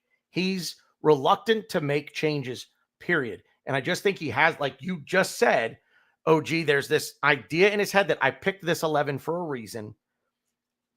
You're the guys on the bench, you're not as good as what's out there, as what's out there right now. So a 60-minute Mikel Merino is better than a fully rested, raring to go, chomping at the bit Declan Rice. We all know that's crap. But given the way that he makes his substitutions, I don't think he thinks that, but that's the way, to me, that's the best way I can explain the way that he makes his substitutions. It's absolutely crazy to me. With our depth this season, like, he has no excuse. Like, bringing on Madueke, bringing on Eze if he's not starting, like, these are players that can play in our starting 11 right now. I mean, Madueke, to me, was our best attacker, so obviously he could play in our starting 11 right now. So, yeah. Like, he needs to realize that. If they get a shirt on match day, they should play. They should be able to play. Yeah. Not saying they should play. Sorry, because I did miss. They should play. They should be able to play. They should be trusted enough to come on and do a job. And he doesn't seem to have that. Yeah, I mean, obviously, I agree with that, but not agree with that. Like, I'm gonna bring on Madueke over Max Dowman. I'm gonna bring, like, I think there is a hierarchy at some point. But I do agree, especially with what we've been doing in the transfer window that we just talked about. Like, you have to be able to bring on Eze and be like, okay, this guy's could change it for us. Like, to be fair, like, 2 seasons ago, that's what happened with Trossard. Trossard was coming on as a super sub. I think, like 5 or 6 goals? Most goals in the Premier League coming off the bench. And I think Arteta saw that and he's like, oh, so yeah, I could. And I think that's when, Trossard became like our 12th man. Because he's always coming on, because it's like, all right, he comes on, he scores. Like, oh, I could bring a player on and they could have like immediate impact and like make like a statistical impact in scoring goals. Like, oh, okay, like, I'm gonna keep doing this. And he kept doing it and it ended up benefiting us. But we weren't where we are now. So we need that. We need like an Eze to come off the bench if he doesn't start the next game. And just score a goal. Or Menweke, if Saka is healthy, Menweke come off the bench, score a goal. Because I don't know. I don't know. There's a connection. I don't know how to describe it. I just think there's like a connection in his brain missing. He's just like, oh, if a sub comes on and doesn't have immediate impact and score a goal, it's like, all right, why am I bringing him on? So, well, these players can have these immediate impacts. Like that, we paid a lot of money for Eze. We tell a lot of people and I agree. I think 50 million is a lot for Menweke. We paid 50 million for Menweke. Like these players should be coming off the bench and like doing stuff. So trust them. Let them do stuff. Because I think, granted, Menweke did start against Liverpool, but we had a lot of players on this bench that could have came on and made a very big impact on this game and would have changed us getting 0 points to, I mean, who knows? Maybe the free kick still happens, but we would have scored. We could have maybe evened it up or we could have won the game. And then it's a shame, but this doesn't deter me. Like, I think, I guess, closing thoughts of the Liverpool game, I don't feel worse after this game. I don't feel less, I can't find the word here. I don't feel less enthusiastic about winning the league. I don't think this game changes anything. This game, I think, and Slot said it, this game gets played 10 times. 8 times it draws. 1 time we have a worldie. The other time they have a worldie, and this was just the 1 out of 10. And I actually, funny enough, I agree with them. So I mean, I'm not too worried about it. The only thing that it kind of changes my opinion is we need a result against Man City when we play them soon. What is it? The 20th, 21st? 21st. We can't. The loss to Liverpool means we cannot lose to City, even if it's at the Etihad. We have to get something from it. So I think that's the change for me. That game's at home, so you know. Well, yeah, but I mean, like, I think yes, but I also think like when we do go to the Etihad, because okay, all right, we're not the best there either. I think we can't lose there. No, because I know it's like kind of lame, but I'm more worried about our away trips than our home trips. Yeah, that's we talked about it earlier. We said basically, and this is going to be it. I'll give you guys each a final thought, but this is going to be it. We said earlier that the game we're looking forward to in the next stretch here is away to Newcastle at St. James's Park. That's like there we're gonna see what he does there. If everybody's healthy, how does he line up? And how do we come out? How do we play? Tactically, what does he want to do on the road at a big stadium against a big, European qualified club like Newcastle? What's he want to do? Does he want to play it safe, play it close to the vest, or do we open up a little bit? Because I think, we can afford to take the chances if that's how people choose to look at things. Like, oh, we didn't take our chances. Well, and we should.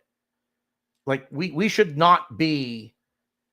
We should not be playing so defensive and back in a shell the way that we just did. We should be on the front foot against everybody. I don't care. I don't care where we are. You play the game at Anfield, you play it on the moon. I don't care. We should have been on the front foot. And to your point, real quick, as far as like how we thought they were going to come out, we knew in the first 15 minutes how they came out. That's where Arteta's got to bark an instruction, because Lord knows he does enough of it. Bark an instruction out at somebody and change things up and go get them. Go get them. So that's where I disagree. I don't think we had the personnel to do that, which is crazy as it sounds. I don't think. I agree. He should have did that, but like I don't.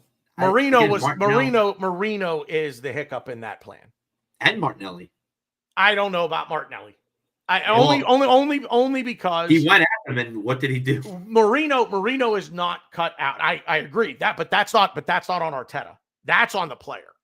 Well, I think as I said about Martinelli because of defensive purposes. So I think that is on Arteta. I think you play it. Well, I also think Leo apparently was hurt last week, and there was a chance that he didn't play. Well, there was a chance that he didn't get in the lineup. Yeah, on Sunday, and seeing him there, but I still wonder, like, was he able to play at all, or was he just a space filler on the bench, knowing he wasn't going to play because he was hurt? So I don't know. Anyway, OG, final thought. Real Ryan, I'll give you a final thought as soon as he's done. Hit it. No. I mean, we kind of teased a little bit, but you'll hear more about this game from us. Like I said, I the only thing that changed my opinion at this game was we just have to get. I mean, we had to get a result against City when we're home coming up, but we also have to get a result when we're at the Etihad. And the only thing I really didn't mention was I think this would have been a great Kai Havertz game.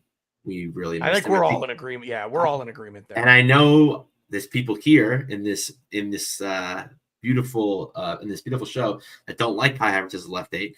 I think this would have been the game to play left 8 instead of Mourinho. Right. No, left 8. No, Mourinho played on the right. Mourinho played on the right. I'm saying Mourinho played on the right. So if you're doing that, yeah. Well, regardless, it doesn't matter. I think if they switched, I think Kai Havertz would have played on the left. But regardless, I think this was a Kai Havertz game, whether it be in the midfield or as a striker. I would not have been upset one iota if we'd played Kai Havertz instead of Gyökeres, because we know Gyökeres is not a toucher of the ball that much. But I think in a game where, competing in margins, I think you want as many players in the game as possible. I think that would have 100% helped us out in the first half. You bring on Gyökeres to get that moment of magic, because, like I said, he's like a Haaland. So we don't need him to play 90 minutes against away at Anfield. But yeah, no, I'm excited. I know I didn't talk about the transfer so much. A lot of outgoings, which I was very happy about. Berta, I was a little hard on him, I feel like, the last time we spoke here about the transfer window. But yeah, I think we had a tremendous transfer window. Could it have been better? Yeah, it always could have been better. But just, dude, Berta is taking us to the promised land. We just have to we need the performances from the manager. We need the performances from the players, because Berta is really, really, really doing his best to lift us up as high as he can. Yeah. Real Ryan. Yeah, like I'm never really like all eyes on anyone particularly, but I think I'm going to be looking at Mikel a lot closer now this year. Obviously, what he's done to get us where we're at, we've all been fans long enough to remember not looking forward to playing a lot of these teams, you know what I mean, and just getting absolutely battered. Like that just doesn't happen anymore, right? That streak just has been broken against the Big Six. Like we literally went like 2.5, almost 3 years without losing to any of these guys. So much appreciated. But after talking to you guys and really thinking about it more, it's like, I hate to be like, well, no more excuses, but it's like we have a good player for every position. We have 2 of them for every position. And I remember last year he talked about how, well, these lineups kind of forced themselves on me because we had injuries and, I just couldn't play guys here because X, Y, Z or whatever. Like now you literally have no excuse for that. And that's why I'm just really bothered. And I hope he doesn't sleep at night for this, because I just won't understand what he – and Ryan brought a good point out. Like Liverpool weren't good. Like in the first half, like they were not good. So if you're going to go into halftime and you got away with it with the lineup, in my opinion, I don't understand why we're trotting the same 11 out there after that. There was a chance there to be like, okay, like we can actually make some subs here and actually go for this thing, because I don't think Liverpool have been great. And especially when you already lost one of your sub windows, there's the built-in replacement for it. Sorry. Exactly. So yeah, and so now I'm gonna have to really look at this more closely on these lineups and these subs. I was always giving them the benefit of the doubt just because I'm just happy that we're competitive and we're in these these high leverage games and not getting blown away. I was very envious of years of watching Liverpool and City, play these awesome, back and forth, and I'm just like, there's just no way we can play at that level. And it was sad to have to know that for years. And the fact that we're in these games and we're sitting here talking about how we should have beat Liverpool at Anfield, like I feel good to even be in the conversation to talk about stuff like this. So yeah, for me, my little parting message is, I agree with Ryan. Season's not over, you know what I mean? But like Mikel's gonna have to learn some shit like quick. Like there's just not gonna be any, Ethan hasn't played for 3 or 4 games and whatever. Like that just is not acceptable anymore. So I will be paying a closer attention to the rotation and who's playing and who's not, because you guys make a good point. Like you can't have these guys just rusting away and then be mad when you bring them on for the first time after 3 weeks. But hey, well, you better go out there and do something. Like, that doesn't work like that. Exactly. So I will be keyed in on that. But a lot of good and promising things to look forward to. We just got to get freaking healthy. You know what I mean? And I think you guys are right. I think if we roll in there with Kai and Odegaard and Saka. And, I don't know who's going to play on the left. Maybe Medweke would have, or Eze or whatever. I think we would have handled them probably relatively easily. But we're dealing with the same thing again. And, just guys aren't there that we would probably normally start. And, that's going to affect a lot of these games that could be wins or, whatever, or draws if we can, if it worked out that way. So yeah, I just want us to get healthy as fast as possible and not rush anyone back and have any, chance of re-injury. And then the second thing is, Arteta, you got the squad, you have 2 for every position. Everyone's good. The level's raised. So let's use it. And it's not going to be okay to let someone, be frozen out for, games on end. So we'll see. Yeah. Excuse me. Getting to that time of the night. I'm just going to say, chat, great job tonight. You guys were way, way, way on top of it. Awesome stuff from you guys tonight. That's absolutely what we're looking for in these shows. So thank you guys, everybody in the chat, for being there, making it a great show. Obviously, thank you to these 2 gents right here, the OG Ryan and the real Ryan. It was good footy talk tonight.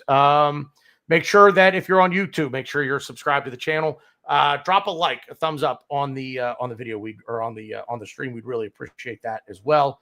Subscribe to the channel, click the bell icon. You'll never, ever, ever miss a show. You'll always get the notification for that, but we would really appreciate the subscription to the channel. OG Ryan and I have something coming up tomorrow. Stay tuned to the socials. We'll get you all the info for that one. And I believe that is it. I don't think I missed anything. Like I said, it's been good footy talk. We'll see you out there.